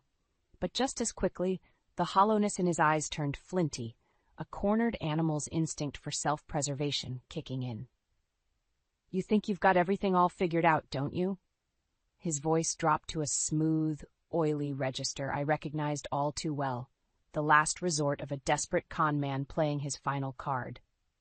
Well, guess what, you smug. Whatever vile retort he was about to unleash died in his throat as a series of muffled thumps echoed from the hallway. Elliot's head whipped around just as the door burst open, 3 burly figures in plain clothes spilling into the living room. Don't move, Elliot Conrad, the lead man barked in a tone that brooked no argument. We have a skilled surveillance unit waiting outside with enough evidence on your scams to put you away for a very long time. Elliot gaped, mouth working soundlessly as the men efficiently secured his wrists, reading off his legal rights in clipped monotone. As he was finally led away in shackles, our eyes met one last time, my own cold and utterly devoid of the conflicted love and hope I'd harbored for so long. There was only stone-faced resolution now, and the faintest whisper of tragic relief at closing this long, sordid chapter once and for all. The heavy silence that settled over the living room was deafening in the wake of Elliot's arrest. Jolene and I stood rooted in place, still trying to process the reality of what we had just orchestrated, the undoing of my own flesh and blood. It was Jolene who finally broke the stillness, her voice tinged with a mix of weariness and vindication. It's over. He's finally going to face real consequences. I could only numbly nod, eyes still trained on the empty space where Elliot had been dragged away in handcuffs mere minutes ago. Somewhere in the hazy recesses of my mind, a voice whispered that I should feel remorse, guilt even over the downfall of my child. But that voice was drowned out by a rising tide of righteous anger, at Elliot's reprehensible misdeeds, at the years of enabling his wretched behavior, at the blatant disregard he showed his own family in pursuit of selfish greed. The anguish and fury won out, scorching away any lingering threads of motherly empathy. Sensing my turmoil, Jolene laid a comforting hand on my arm. You did the right thing, you know, the just thing, however painful it had to be. I swallowed hard against the lump in my throat. Did I, though? He may be an adult, but he's still my son, my own child that I essentially turned against. Jolene's expression was a mix of sympathy and pragmatism. You didn't turn against him, Marlene. Elliot made that choice himself a long time ago, to utterly disregard the unconditional love and second chances you gave him in favor of a life of profiting off cruelty and exploitation. Her words rang true, a sobering reminder of the maze-like trail of misery and betrayal Elliot had blazed over the past decade. The staggering paper trail of evidence littering the coffee table bore undeniable testament to the lives he'd steamrolled in pursuit of his next selfish con. You're right, I murmured, feeling a sudden lightness in the admission. I didn't turn against him. He alienated himself through his own unforgivable actions. A look of grim acceptance settled over Jolene's features. We simply did what had to be done to stop the cycle of harm. As much as it pains me to say it, Elliot left us no other choice. An unexpected pang lanced through me at her brutal candor. For all the heartache and anguish Elliot's duplicity had wrought upon this woman I considered a daughter, she still held out an ember of futile hope that he could somehow be redeemed. That maybe our risky gambit to apprehend him might shock him into a moment of self-awareness and remorse. But as the minutes ticked by in tense silence, it became increasingly clear that we had both been chasing a childish fantasy all along. The smirking, unrepentant facade Elliot had defiantly clung to was not an act. It was the pure, rotten essence of who he'd become as a person. A callous, depraved narcissist devoid of any shred of empathy or accountability. The revelation struck me like a cordwood to the chest, finally allowing the full gravity of my son's depravity to sink in. This monster we had detained and turned over to the authorities tonight was not some pitiable wayward soul crying out for help and redemption. No, Elliot was a poison, a creeping, venomous malignancy upon those foolish enough to trust or defend him, and we had just lanced that toxic influence from our lives with brutal finality. "You know," I began, the words feeling leaden as I gave voice to the bleak epiphany. Part of me had hoped that when we finally turned the screws on him, showed him the full extent of the lies we uncovered, part of me hoped he might actually show some remorse, some sign of the person he used to be, deep down. Jolene's eyes were haunted but unsurprised as I pressed on. But after the way he postured and tried manipulating even at the very end, I realized the hard truth. The good, sweet little boy I remembered is gone, Jolene. Erased and twisted beyond recognition by his own selfishness and moral vacancy. A hollow chuckle escaped my lips as I bowed my head, worrying the locket around my neck, one of the few cherished mementos from Elliot's distant childhood that I still clung to. My son, in every sense of who he truly is now, is simply a monster without a shred of redeemable humanity left. Silence hung heavy between us as my words sank in, the air thick with leaden grief and hard-won acceptance of that grim reality. After several moments, Jolene reached over and gently pried the locket from my fingers, turning it over to admire the faded image within. "He may be gone," she said, sadness tempering her voice, "but this little boy, the person he was meant to grow into." She looked up at me, eyes shining. "This is who we keep fighting for, Marlene. This is the justice and closure he deserves, even if he can't see it anymore." I stared at the locket, at the pudgy, mischievous visage frozen in time on happier days, and felt something within me loosen and release. Jolene was right. The person Elliot had become was a harsh, unforgiving truth to accept, but it was not one I had to let define or corrode every happiness of years past, either. Reclaiming the locket, I clutched it close for strength. "You're right. We fought for that little boy as much as ourselves this time, to sever the childhood promise that got so abhorrently perverted." Jolene laid her head against my shoulder, drawing me into a comforting embrace. And there in the wreckage of duplicity's aftermath, we allowed ourselves a moment of silence, to grieve, to find solace, to let the shards of anguish transmute into resilience. Because while the son had proved himself a lost, festering cause long ago, we would endure despite it all. For in purgating that cancerous influence from our lives once and for all, therein lay the first blossoms of redemption, to rise unbowed from the ruins Elliot left behind. In the weeks following Elliot's arrest, an odd sort of serenity descended over the household. As if in expunging that gnawing cancer of betrayal, Jolene and I had simultaneously lanced a deeper, more systemic poison from our lives. The days blurred together in a blur of legal proceedings and testimonies against my son, a crushing parade of paperwork and evidence that left no shred of doubt as to the extent of his reprehensible grifts. Not that Elliot seemed remotely remorseful about any of it. "You'll regret this," he sneered at me during one tense courtroom recess, eyes glittering with malice, airing out every dirty secret of my supposed crimes for the world to see. I merely stared back, unmoved. Beside me, Jolene's hand found mine, giving a reassuring squeeze. We'd heard Elliot's recycled bravado and empty threats enough times by now to render them utterly toothless. After cycloning through so many years of emotional tumult and heartache because of him, this bizarrely clinical dismantling of his house of lies was almost anticlimactic in its banality. Almost. There was still a grim sense of finality to it all, the closing of an ugly, tangled chapter in our lives that should have ended years ago before Elliot's misdeeds could metastasize so malignantly. But at long last we were cutting out the lingering rot, cauterizing the fetid wound of his malfeasance. When Elliot was finally remanded to state custody on multiple charges, fraud, embezzlement, identity theft, the list went on and on. There were no hysterics or grandiose courtroom outbursts, just a terse sentencing statement and the churning finality of steel cuffs ratcheting into place. As he was led away in chains, Elliot's gaze found mine one final time. I searched his hooded eyes for any fleeting glimmer of contrition, the faintest sign that somewhere within that labyrinth of delusion and pathological self-interest, a kernel of the sweet little boy I'd raised still flickered. But his expression remained an impenetrable mask, devoid of anything beyond contemptuous fury. And in that moment, the last vestige of misguided maternal love I'd harbored for so long finally guttered and died, an inevitable, cataclysmic collapse succumbing to the sheer mass of his moral iniquity. "It's done," I murmured, more to myself than anyone as we vacated the courtroom.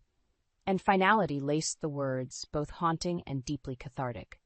Jolene squeezed my hand again, understanding shining in her eyes. No more placating words or assurances were needed between us. We had stared down the worst of ourselves in dismantling this family's generational trauma and emerged scarred but triumphant on the other side. In the months that followed, I took my first deep, steadying breaths of true freedom in decades.